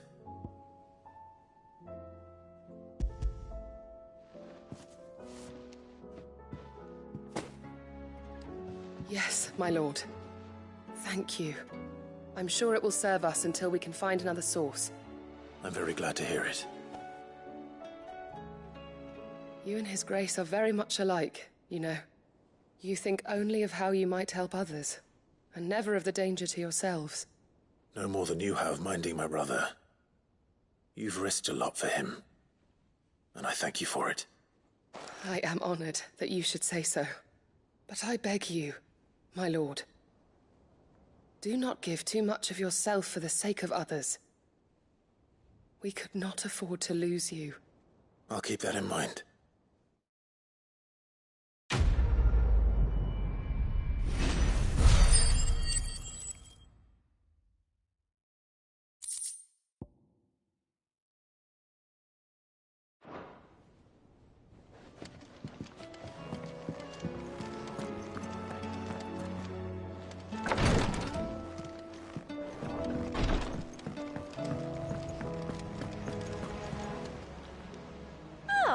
I wasn't expecting you back so soon.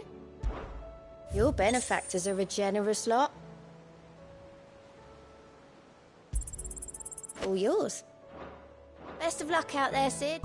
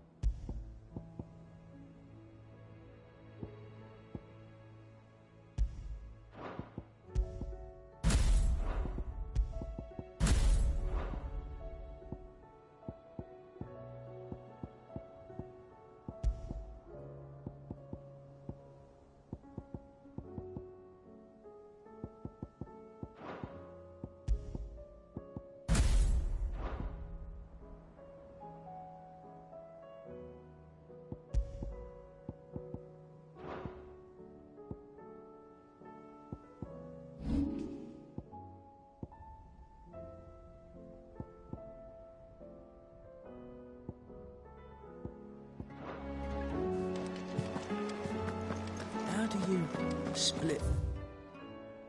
See, you reckon? Reckon we're better off. Is something wrong? Not at all. Honestly. Can't a man wish his friend farewell? Just wanted to let you know that I'll keep things in order while you're off saving the world. I'll hold you to that.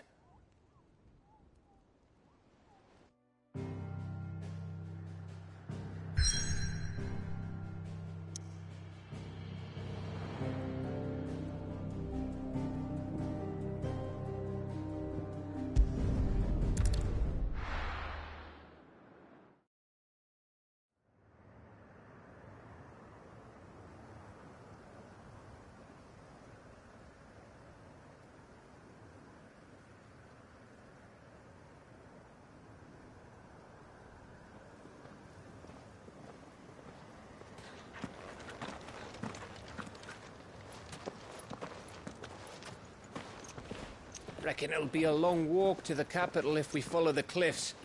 I'll scout ahead, see if I can't find us an inland route.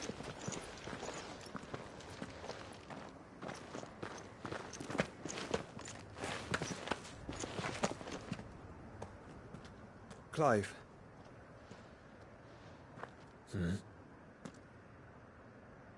There's something I've been meaning to ask.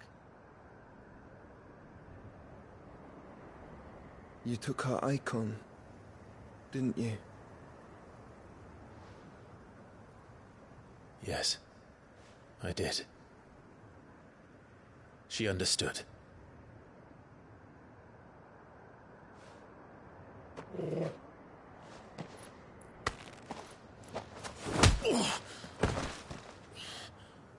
Oh, she understood. Understood that you decided to save the world all on your own, and that you'd die without her power. How dare you make her choose? You knew damn well she'd never refuse you.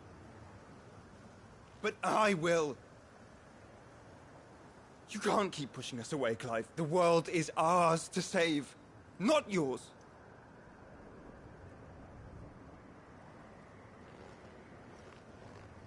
I used my gift because I thought it was the right thing to do.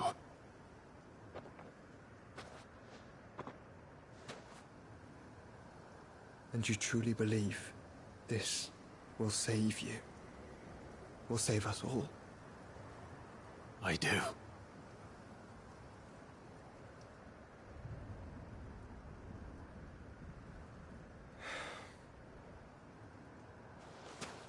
Then so be it.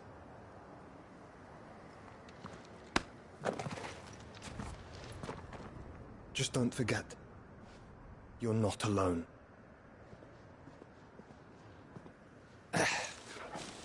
Think I found us a trail. Did I miss something?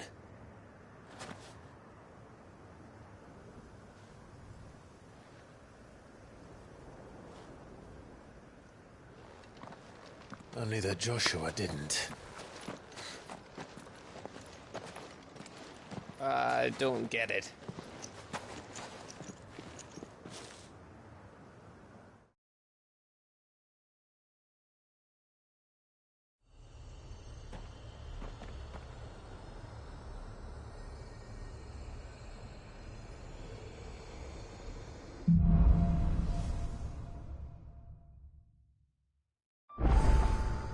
Always wanted to visit Ash.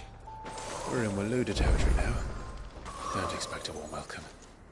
Oh, I don't know, Clive. That castle over there looks inviting enough. Shall we sample its inhabitants' hospitality?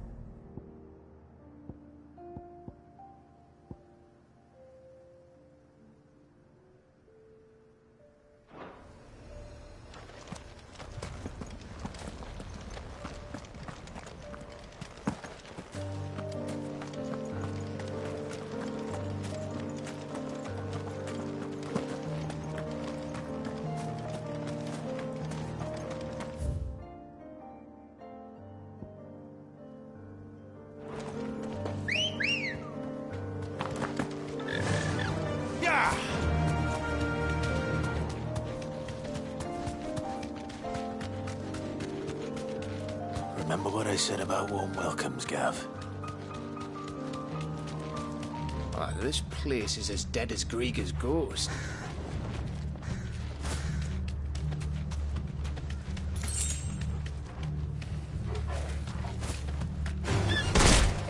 I knew I smelled something. I see only orcs and a Kashik here. Let's hope villagers made it out in time.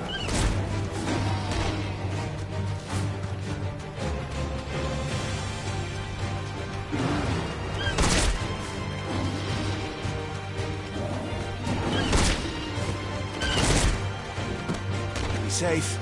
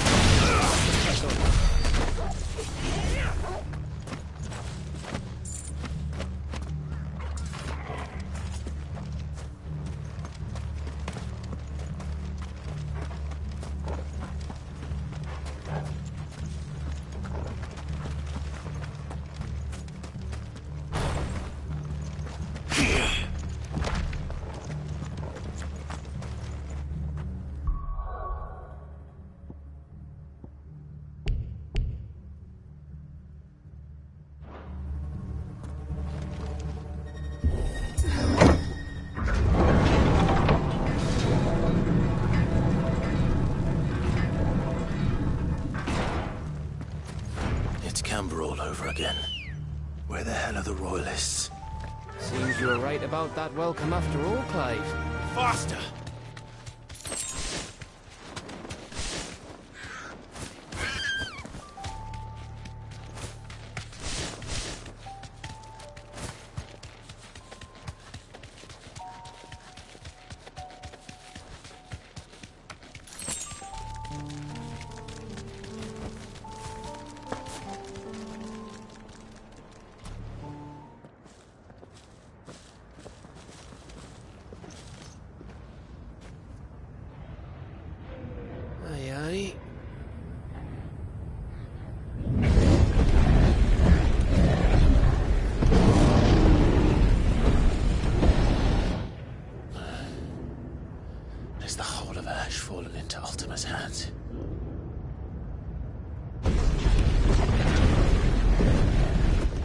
No peace delegation. We should send a warning to the others. No. My uncle will have an eye on the coast. I trust he'll find a way to entertain any uninvited guests. Our mark is Drake's Spine, and there's a lot of road between us and it. We press on to Stone here. Aye, you never know. It might not be a nest of slavering monsters.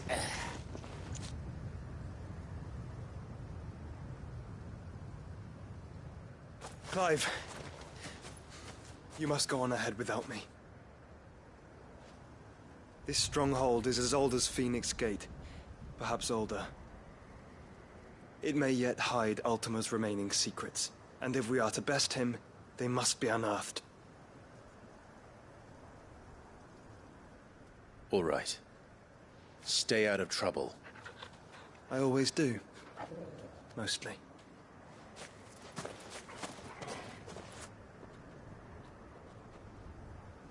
You sure about this? About leaving my brother on his own. Of course. Mostly.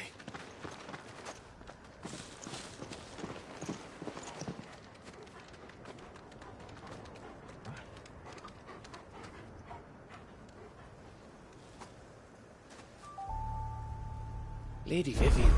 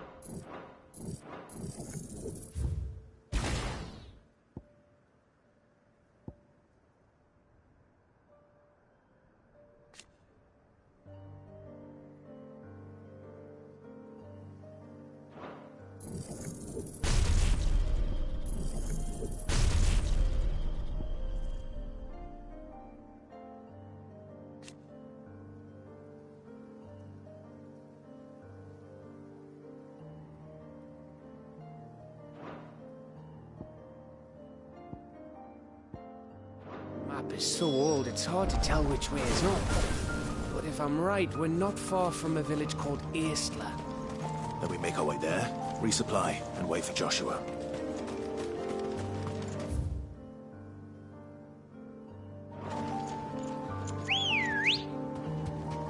Ready, go? Run like the wind.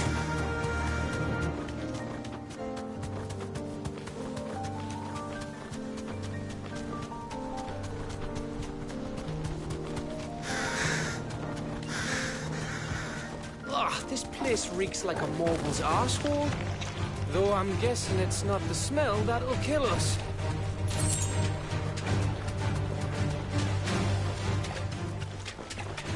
This won't be easy.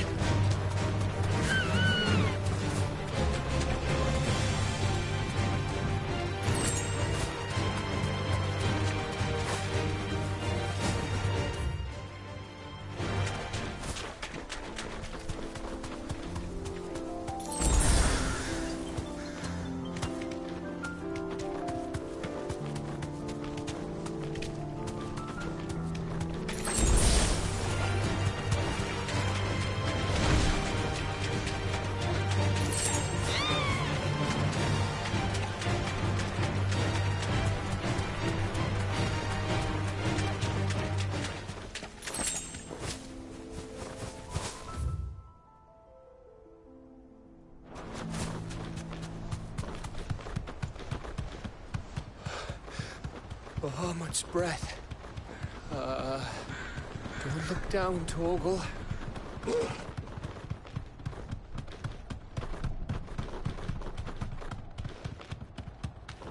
That must be Aesglass. Straight home now.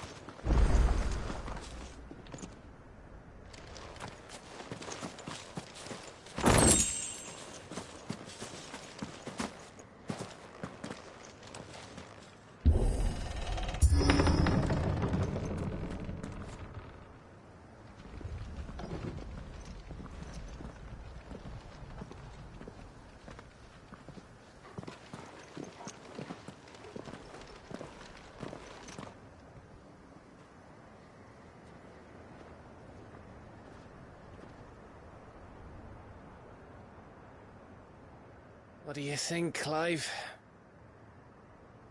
Then we're too late.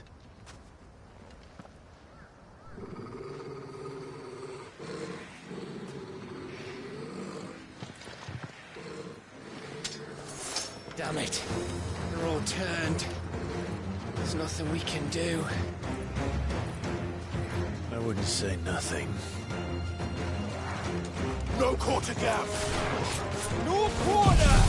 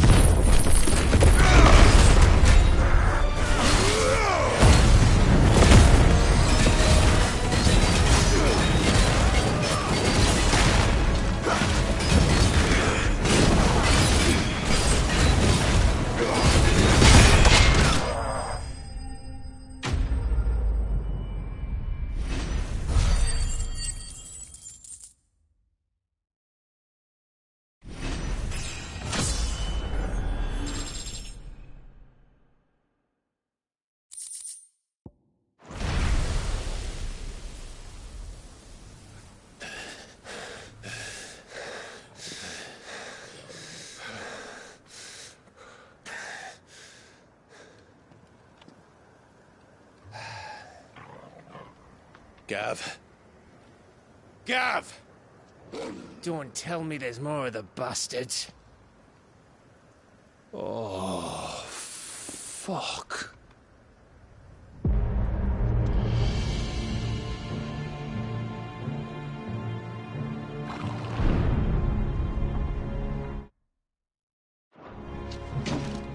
Have you come to watch, Odin?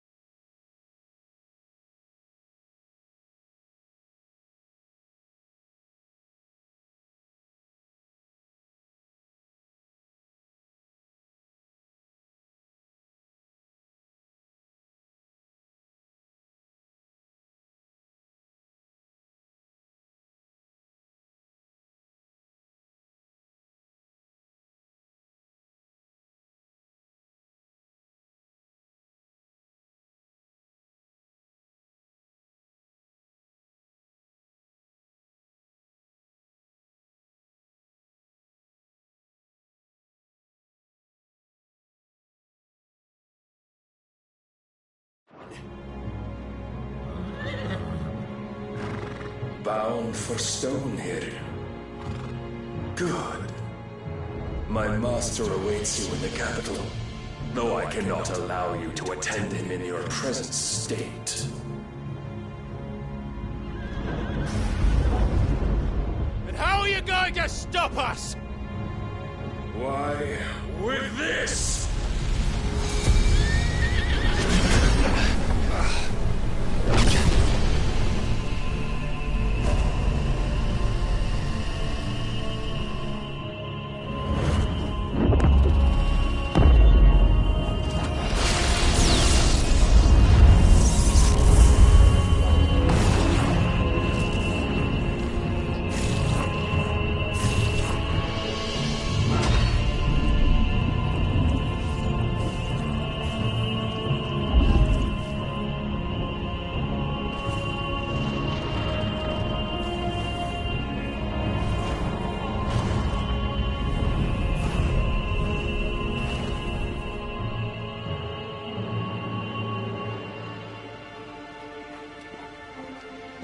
What did you do?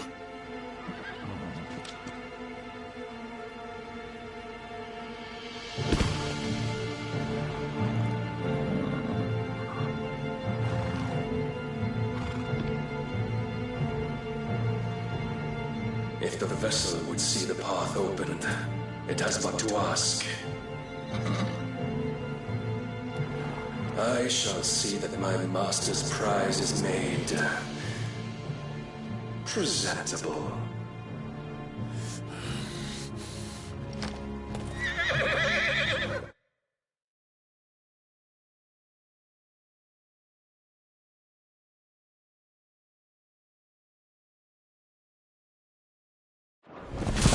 Shit!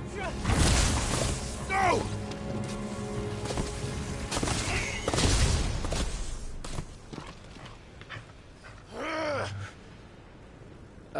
Clive, would you mind telling me what the fuck just happened?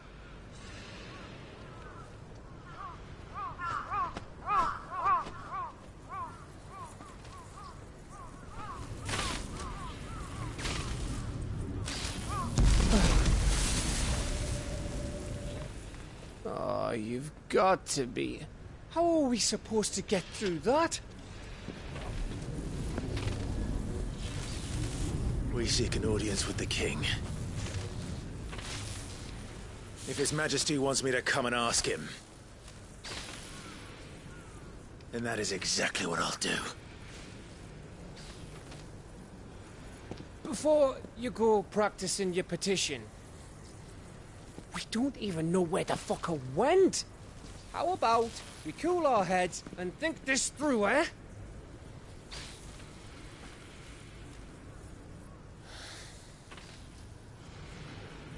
All right.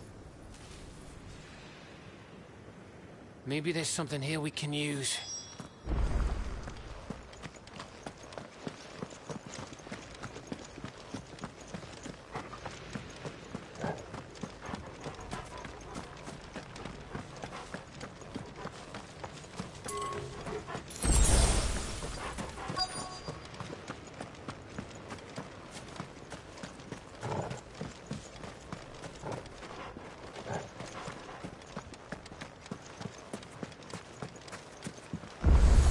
We got them all. So did I.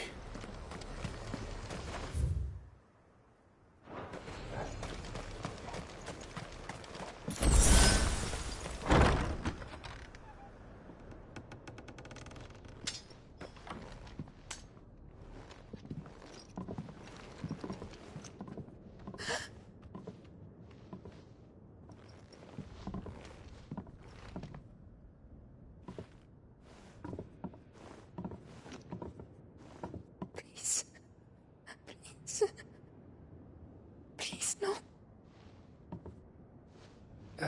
Miss. Whoa. Easy. Easy. We're not turned, all right?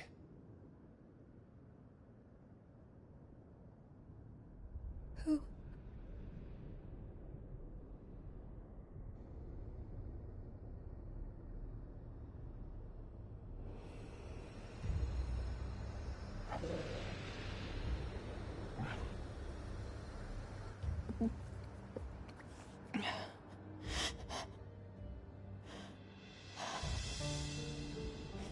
My thanks, kind travelers.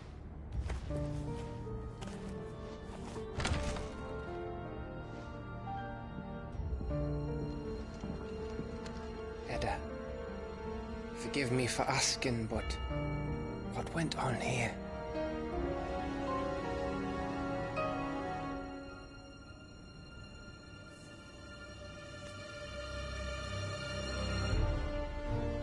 It all started when the skies changed. The elders said it was the Arche. One by one, people went mad.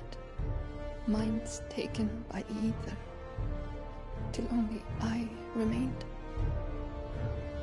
By then, I was too far along to run. And then the nights came. And I didn't know what to do.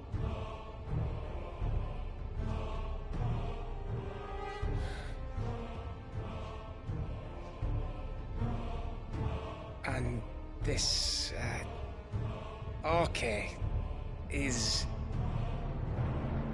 Just a story. Something our grandparents told us when we misbehaved. About how the heavens would grow dark before the land took her last breath. The end of the world. You said the others went mad. But where did they go?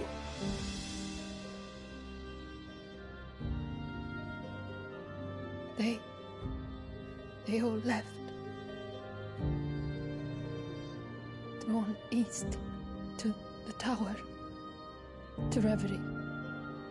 The elders, the healer, the blacksmith, my husband.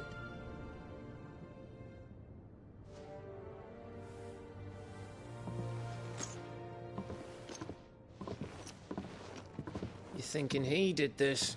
Of course. Who else could it be? You were in Canva. You saw what he did to the people. But then what about her? How come her nut hasn't cracked? The baby, perhaps? Could be protecting her from the ether. I can't think of any other explanation. You mean... it's a bearer? It won't matter what it is once Ultima's magic takes hold. Time's running out.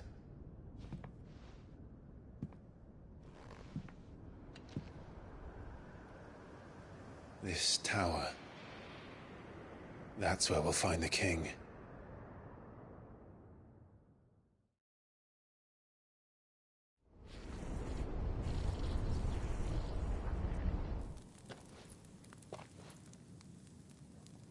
I knew it. It's the same as Phoenix Gate.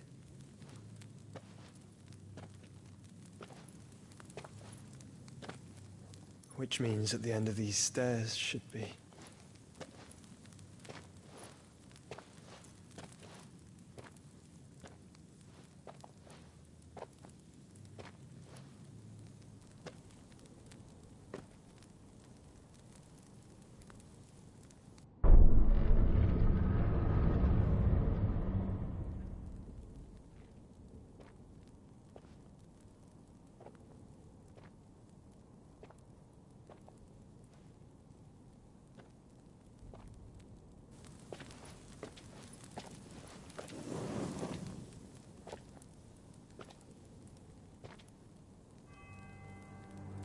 The mural is complete.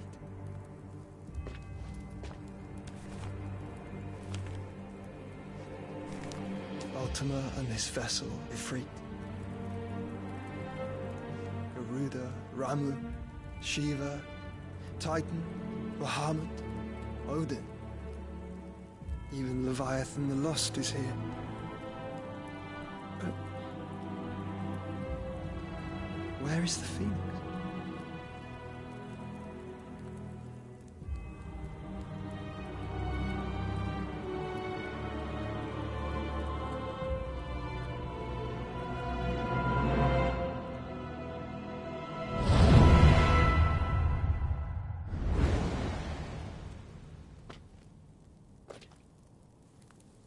By the Founder.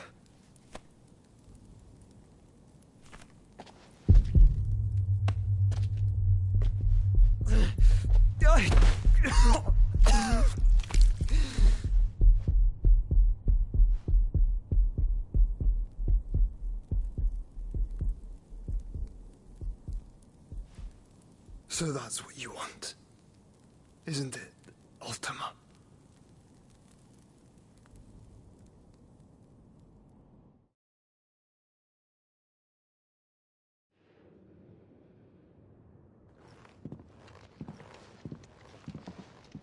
So that's how it's gonna be then?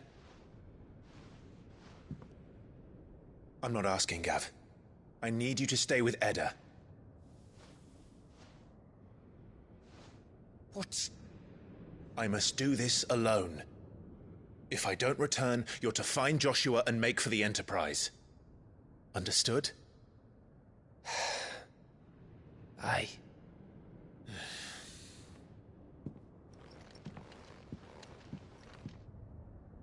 Just don't you go dying on me. Sid's name suits your miserable mug better than mine. Don't worry. I haven't finished with it yet.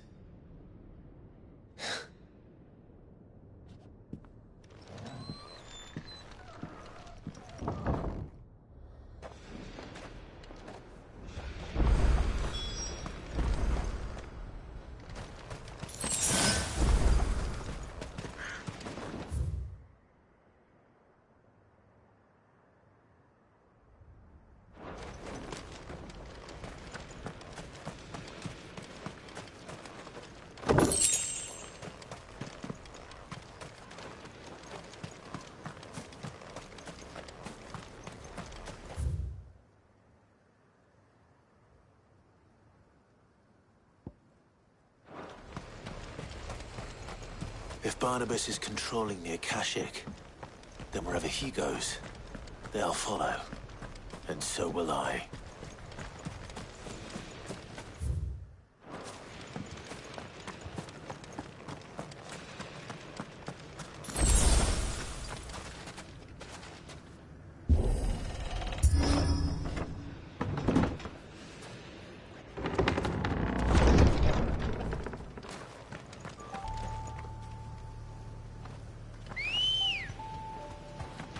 Come on.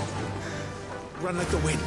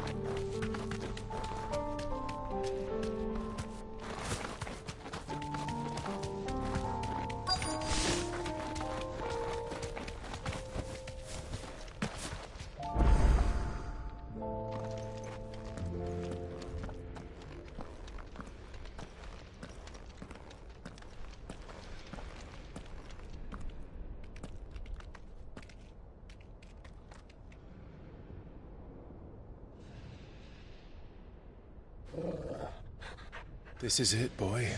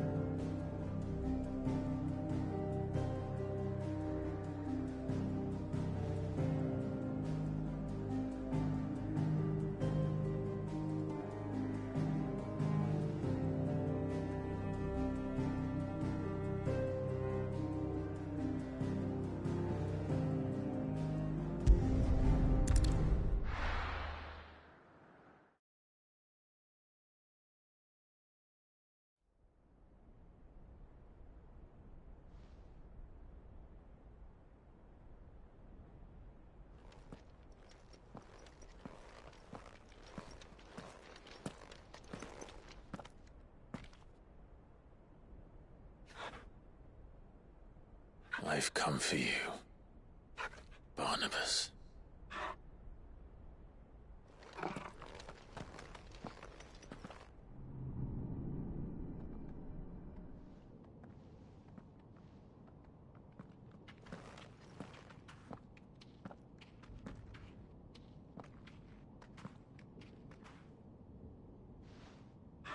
Stay close, Torgal.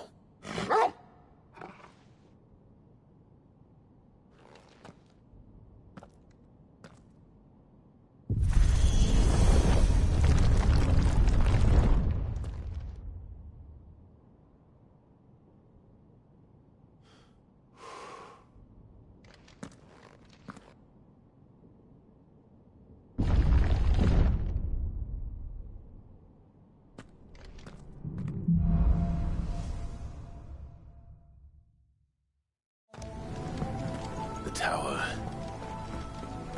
It's alive.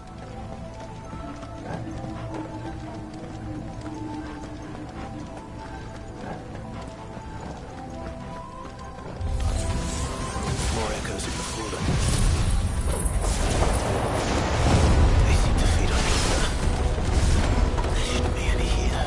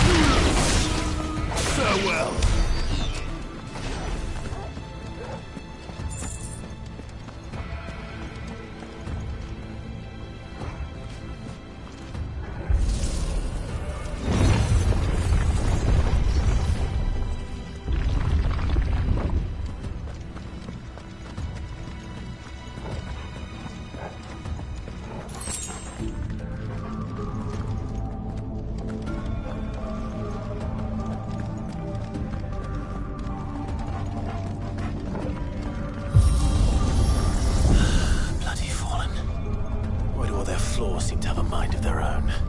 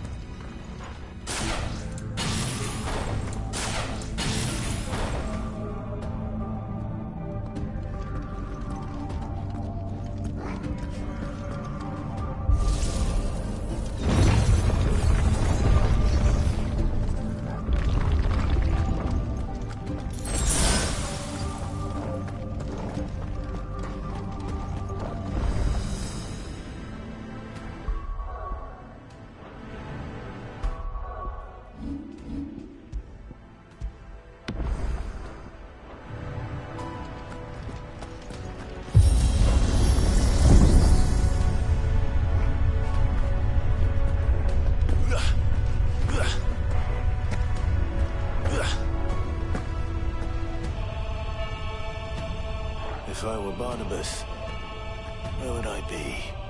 The top. So I could look down on the world.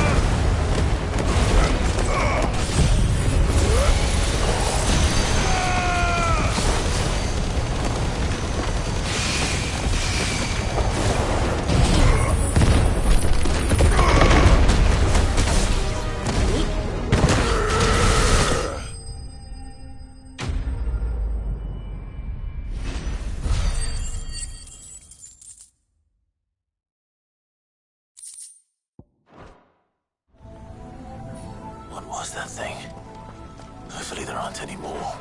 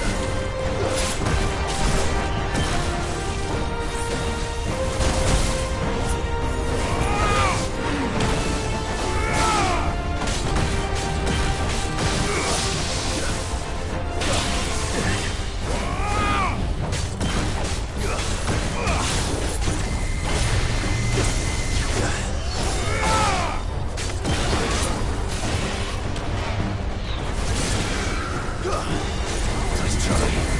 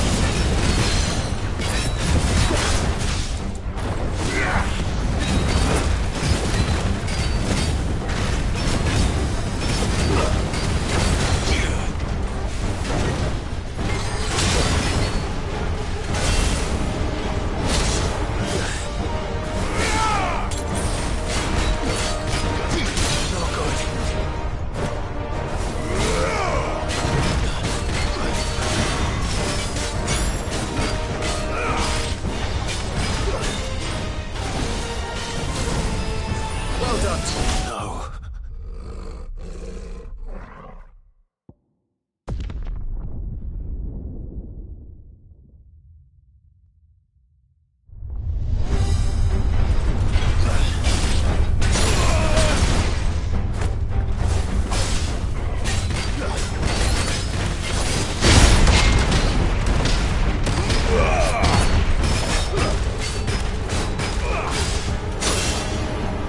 Too slow.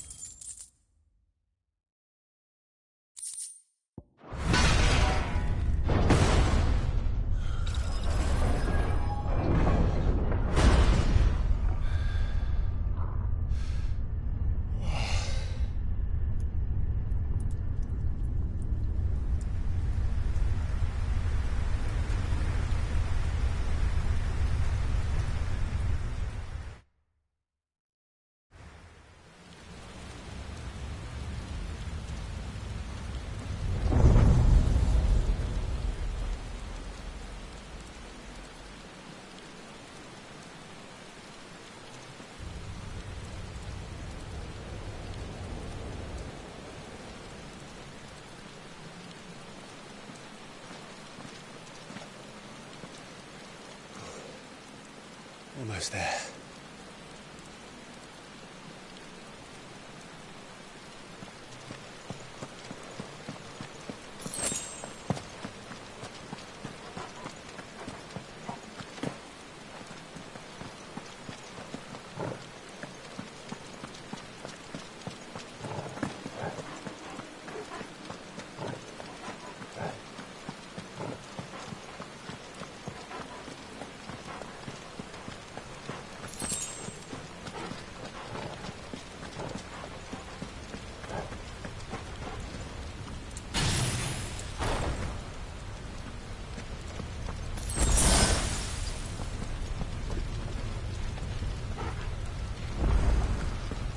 He's here.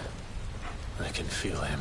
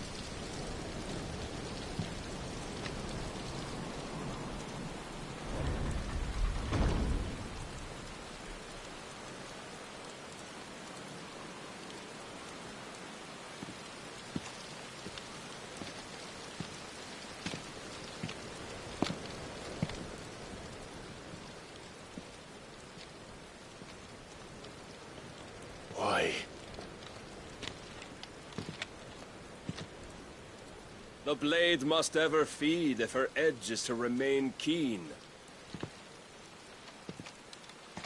Butcher. What care you for these worthless creatures? They are nothing.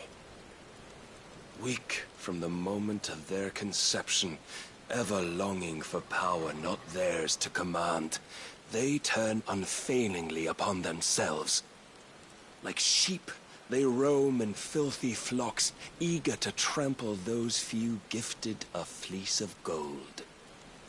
Or that they might feel contentment with their pitiful existence. Prejudice and persecution, severance and strife, every earthly wrong springs from the malice in men's hearts. Malice born of the pain and suffering that is free will. Its corruption is gnawed at your being from the very moment of your birth. You're wrong. It is no corruption. It is who I am. Every choice I make, right or wrong, gives me reason to carry on. And carry on I shall. Not as a puppet, but as a man. Which are you? There was a time I too thought those the only choices. What? Long ago, God granted man the gift of magic.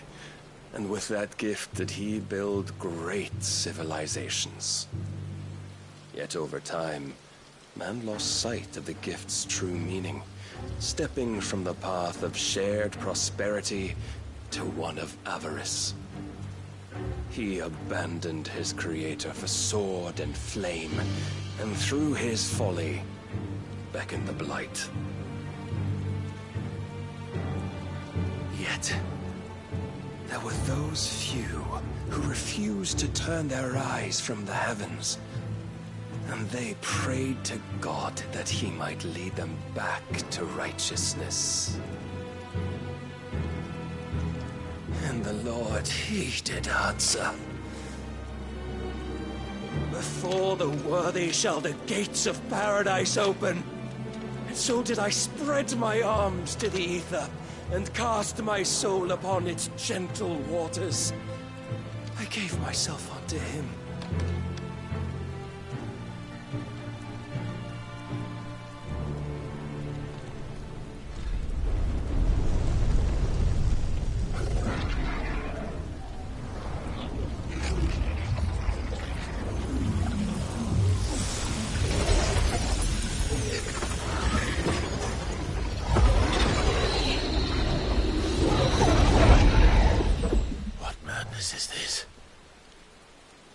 My worth proven, the Lord charged me thus. If your kind are to find salvation, they must be made to serve. You see, paradise lies but a single step away. Could we only take it? Could we only leave our transgressions behind? For none save the pure of heart and mind may set foot in the new world. I will save us. But it all begins and ends with you. You are the key, Mythos. And with this humble offering, shall I prove my faith once more. So you forsook your kingdom. You forsook yourself to serve. Tell me, how is that living?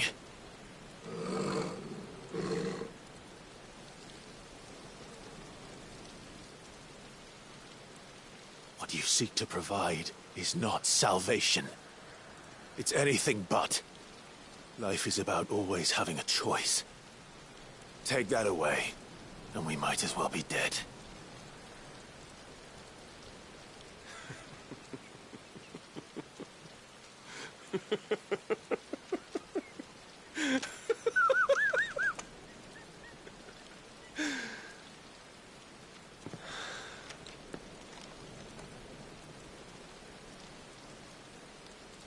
Very well. Come then. Show us the strength of your will. It's not the strength of my will that should worry you, but the weakness of yours.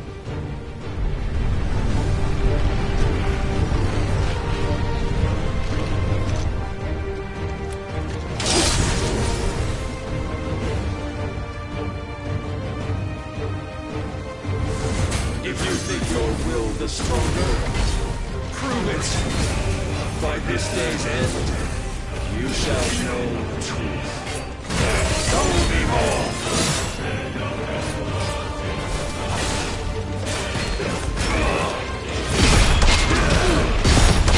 I'm tired of this.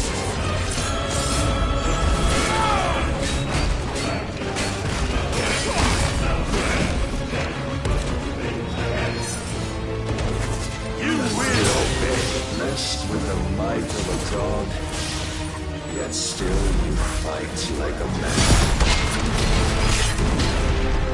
Must I show you?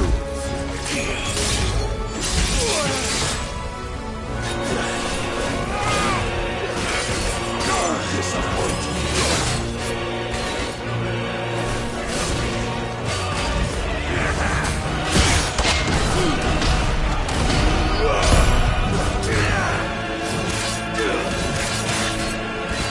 When will you see?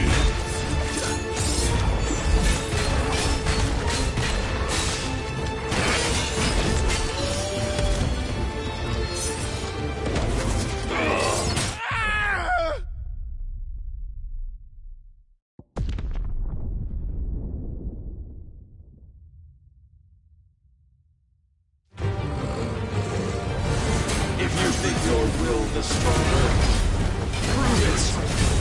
By this day's end, you shall know the truth. Show me more!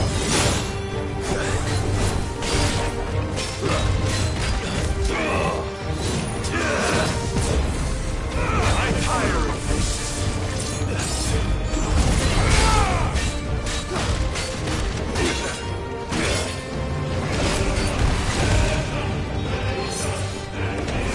You mess with the might of a god, yet still you fight like a man.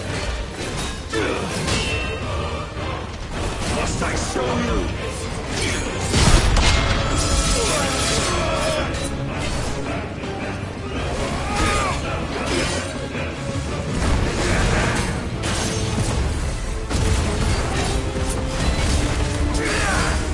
Nice try. And when you see,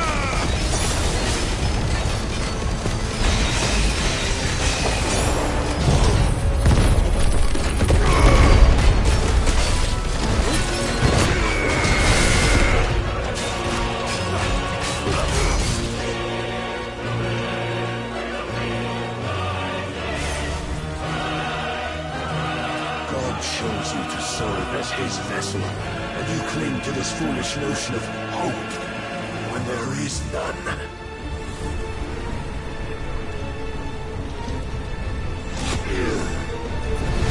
Fuck!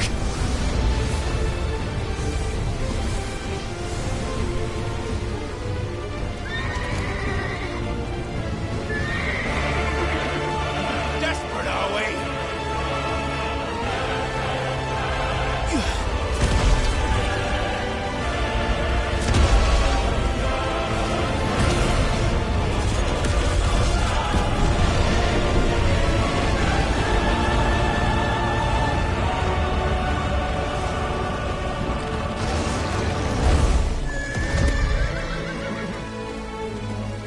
Finally, we can begin!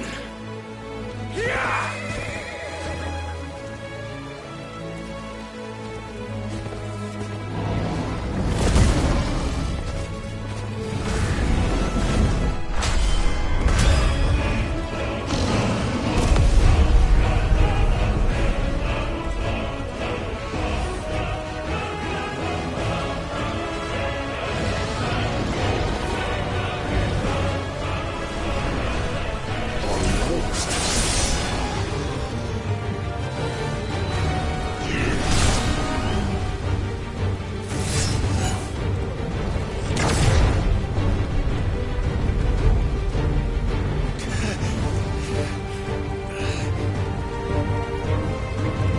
You have been shown the path.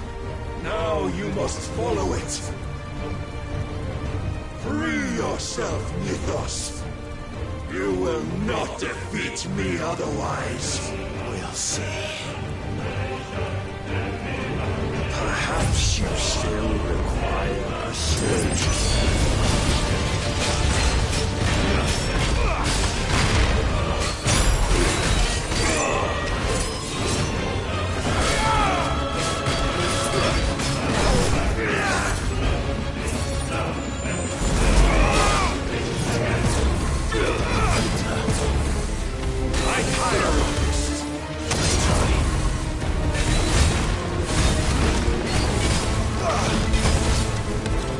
Enough!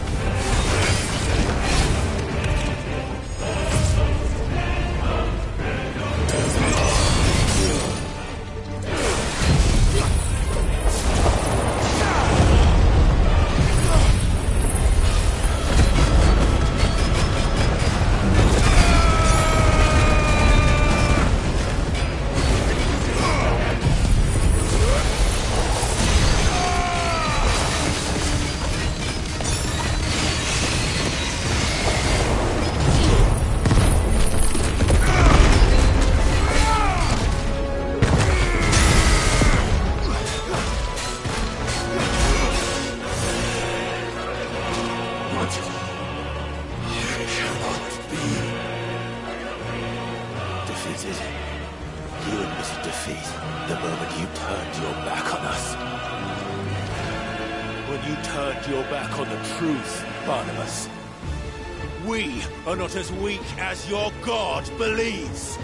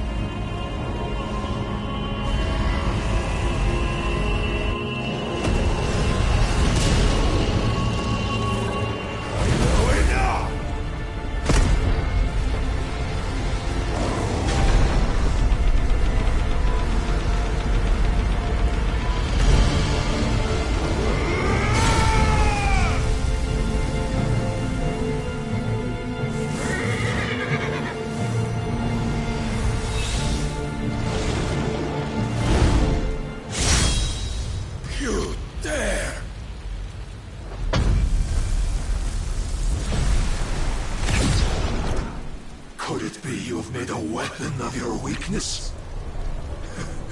My apologies.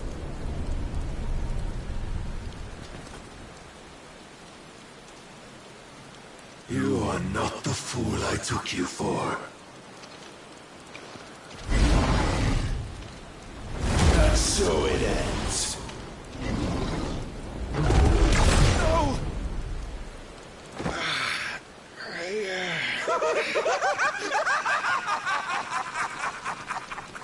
Don't tell me you are tired, Mythos!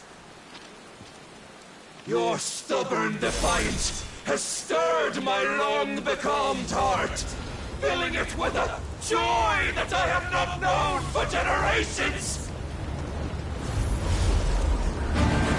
I had thought the tantalizing kiss of self-indulgence a dream forever out of reach! And now that its sweet ruin courses through my veins, I shall not be quick to relinquish it. Show me your work, Mythos, that I might revel in it!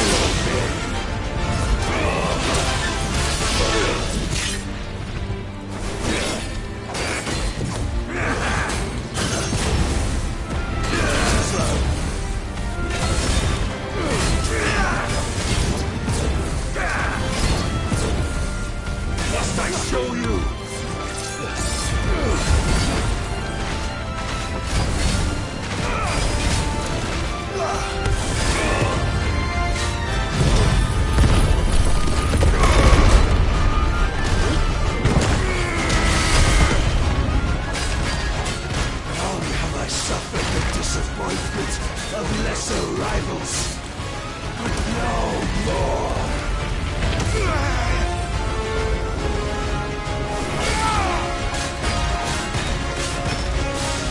Oh, my constant congregation, salvation is come. Rejoice as our souls are granted peace unending. How do you know his day will come? What proof have you? Your mere existence is proof of the Lord's grand design. I'll never serve your God!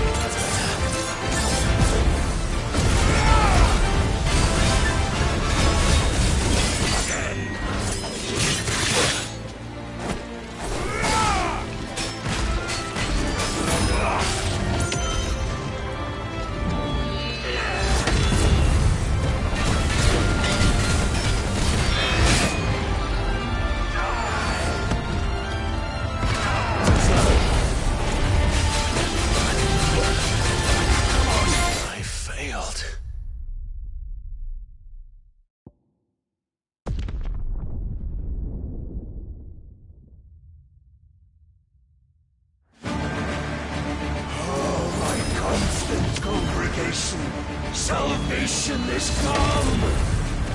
Rejoice as our souls are granted peace unending!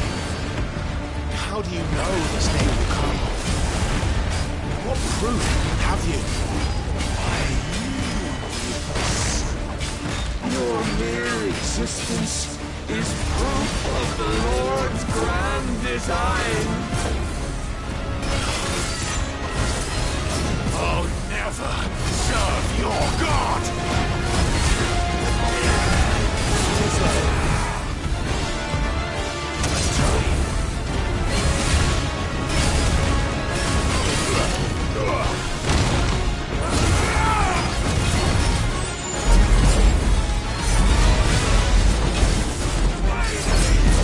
Prepare yourself!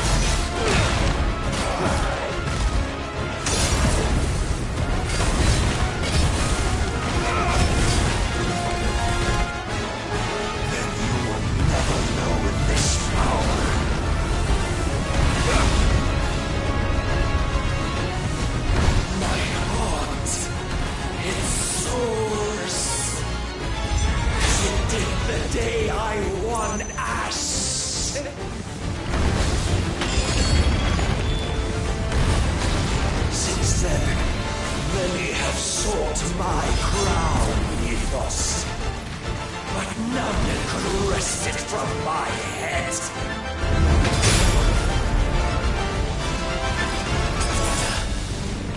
Come! Have you the strength? Have you the will?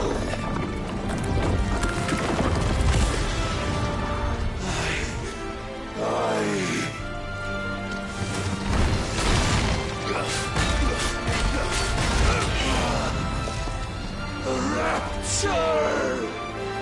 I am yours, Ethos. Claim me as your prize!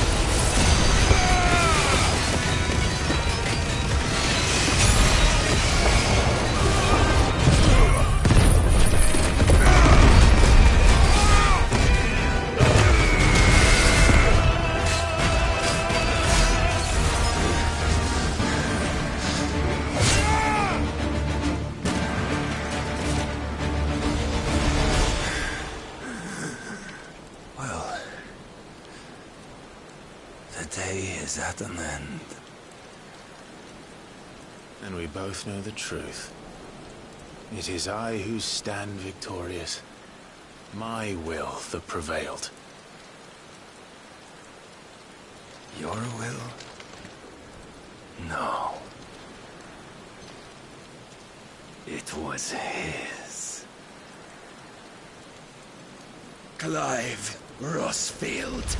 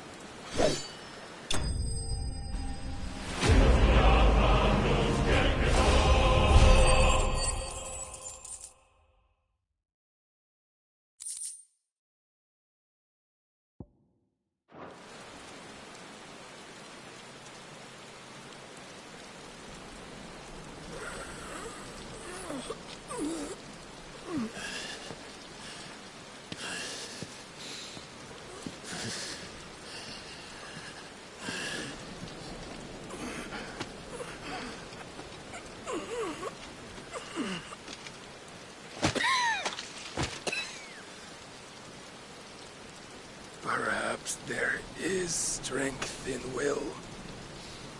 Would that I had not relinquished my own.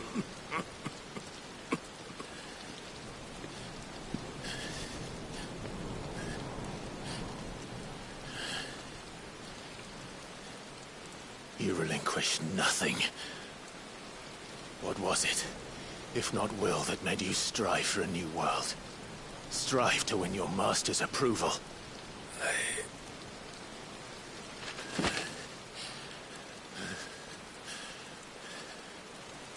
You were shown a fantasy, and you chose to believe it.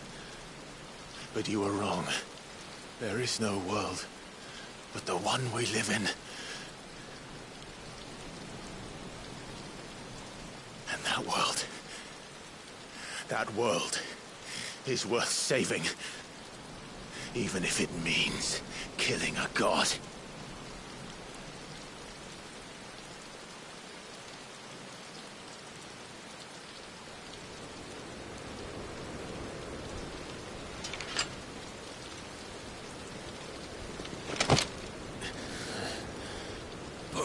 Words from one who has served the Lord so well. This is pointless.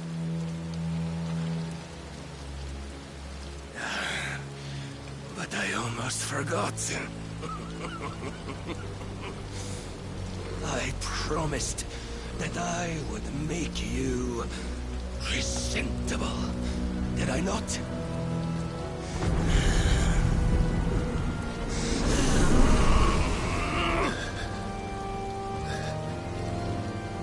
We shall fulfill our destinies, just as the Lord's Mother Crystals have fulfilled theirs. Come, Clive Rossfield. Take what is rightfully yours. Become one with God! No!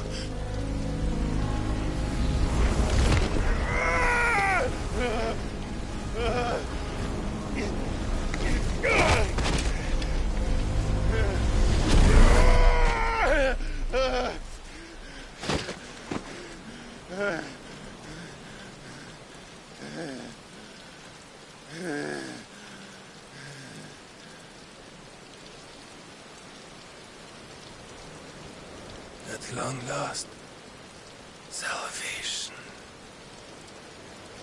I'm coming home. Mother.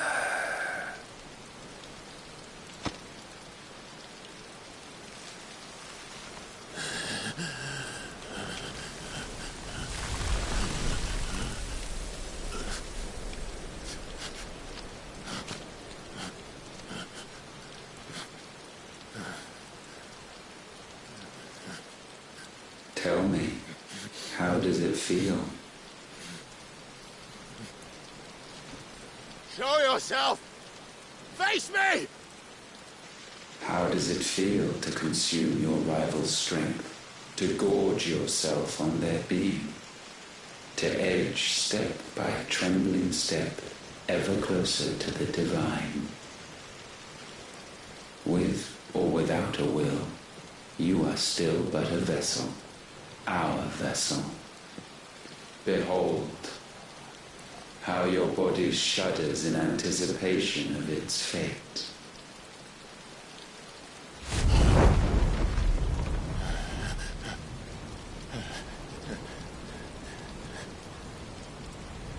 Oh, it's not yours yet. No. Come then, O wayward child. We shall await you upon the back of the first worm. There all shall end and begin again.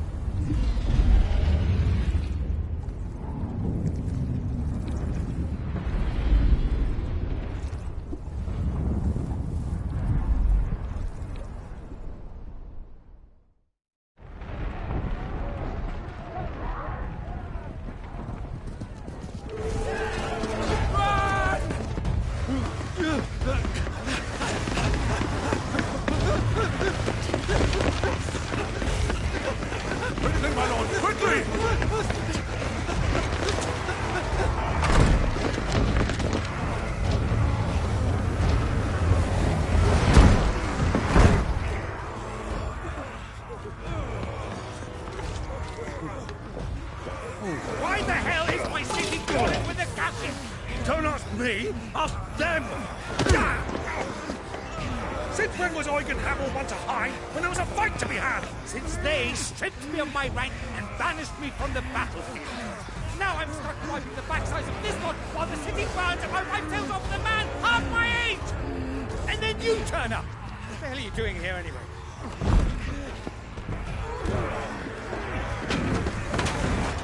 What indeed? The enemy numbers 200,000 or more counting yours. There are simply not enough soldiers garrisoned in the capital to repel an army of that size. Then one of the central keep. Held by a contingent of soldiers and bearers from the surrounding boroughs. They are the sole reason it still stands.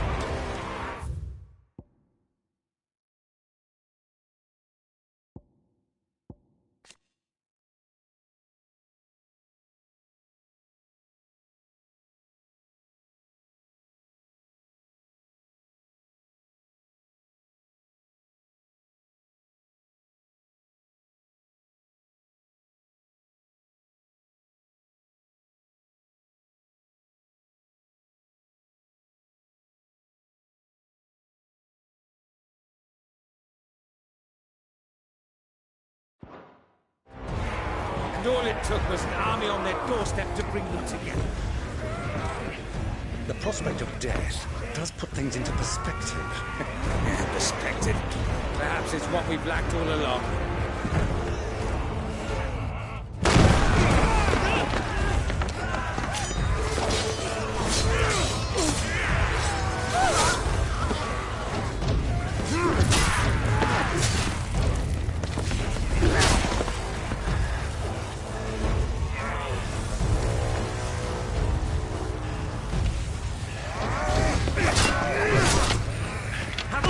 I need you to lend me some of your best men.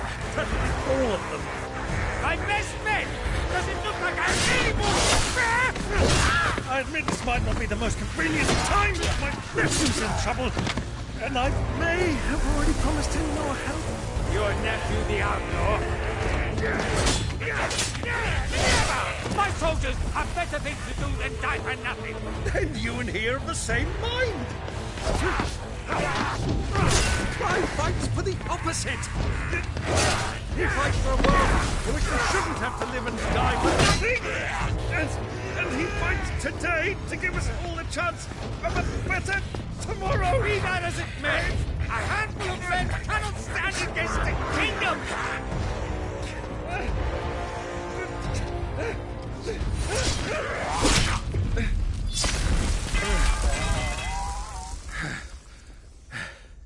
Then mayhap they are the wrong men. Well, I'll be damned. Our numbers are few, but I shall rally as many of my dragoons as I'm able. You, apprise the Lord Strategist of the state of the city's defenses. Yes, Your Radiance.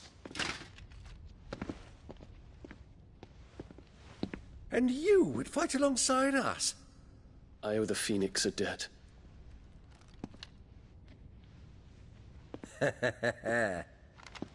Does this vouch for my nephews? Aye, but I still have my doubts about you. Which we can discuss later. Indeed. You said you had men garrisoned in the keep. Captain, do you know how many yet remain? Allow me to confirm. Commander? Whatever their number, Randalar will be needing Gather the them bodies all. and build a pyre in the courtyard. Quickly. Terence. My lord.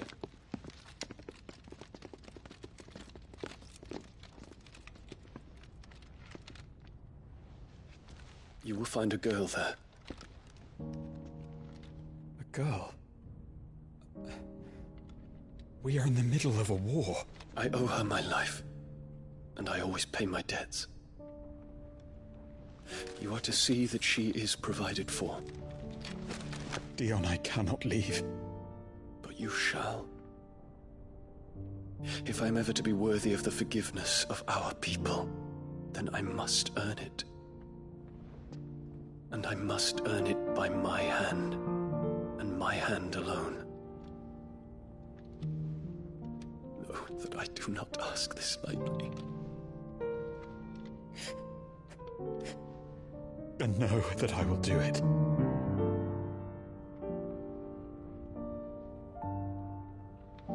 Farewell, Terence.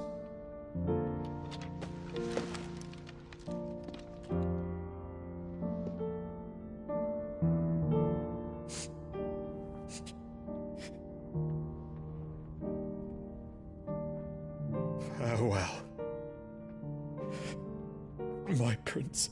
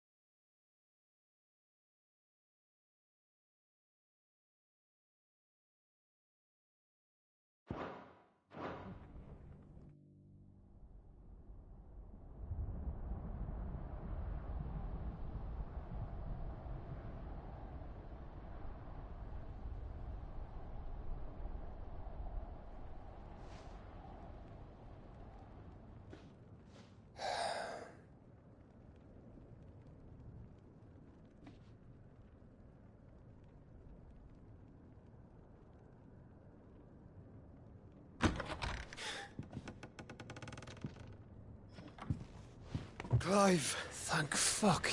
You alright? I am. But I'm a damn sight better for seeing you, Joshua. And Barnabas. The king is dead.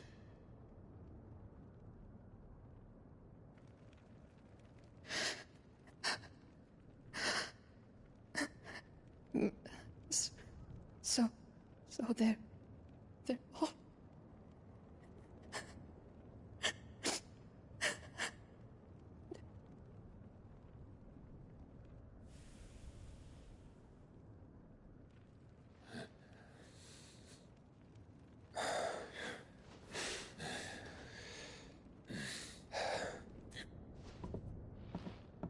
They are, but so is their killer.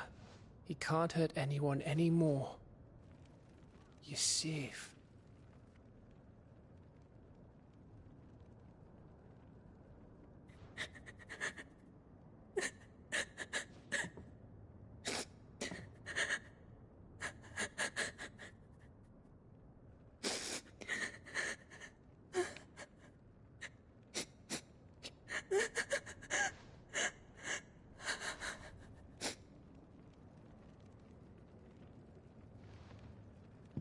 Gav, we need to talk.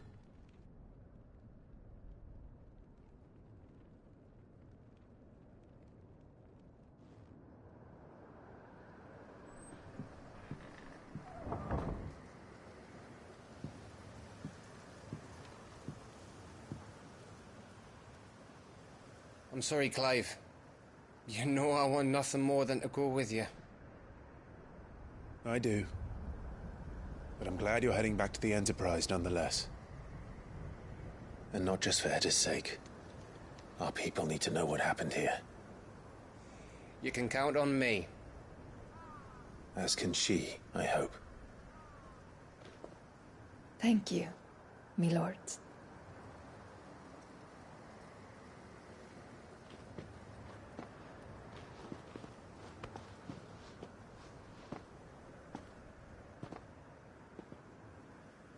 Do you think that was wise? Wiser than leaving a woman with child alone in the Deadlands. They'll be safer at the hideaway. For now, at least.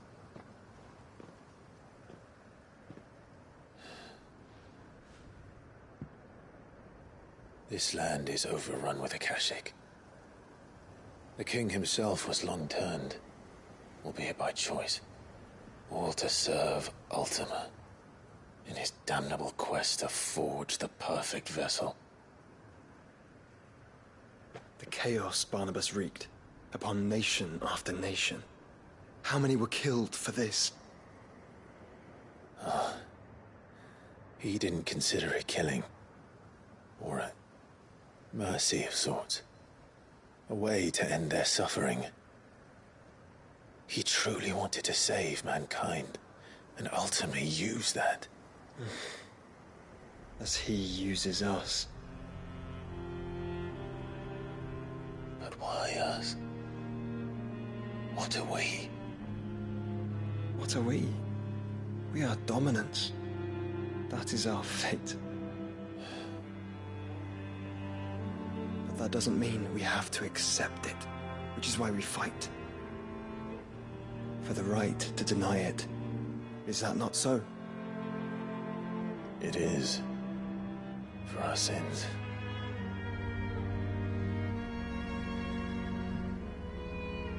Barnabas said something else. That the Mother Crystals were Ultimas. Ultimas? Are you certain? We know that the Mother Crystals have been leading the land of Ether.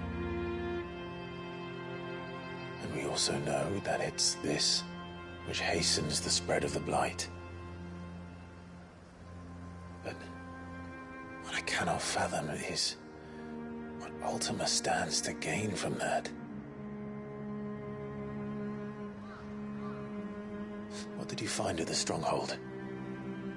The truth about Ultima's prize. For so long, I believed it to be you, and you alone. Yet, it is not merely a Efreet that he desires, but Efreet and Phoenix both. That which we became in the skies over Twinside. Only when the twin flames are joined shall his vessel be complete. Quite why he needs a vessel is another question. Unless there is something he cannot achieve without one. Something his immaterial form precludes. Something requiring an unthinkable amount of ether, and a body resilient enough to channel it. If I did not know better, brother, I would think that he meant to cast a spell. A spell 1,000 years in the making. A spell to end all spells. But he cannot do it without us. Nor without the Mother Crystals. But if we destroy them all, we will stop not only the Blight, but Ultima as well.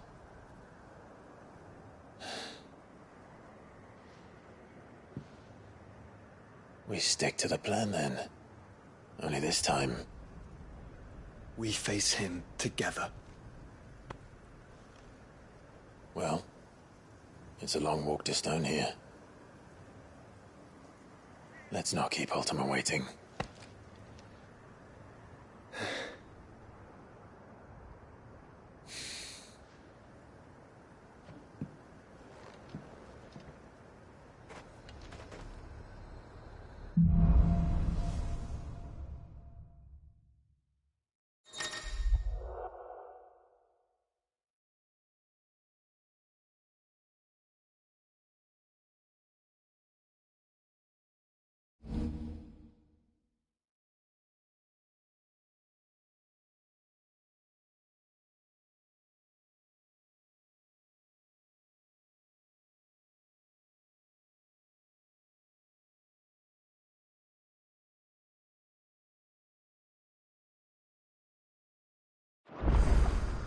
When Barnabas fell, his magic died with him. The road to Stone here is barred to us no longer.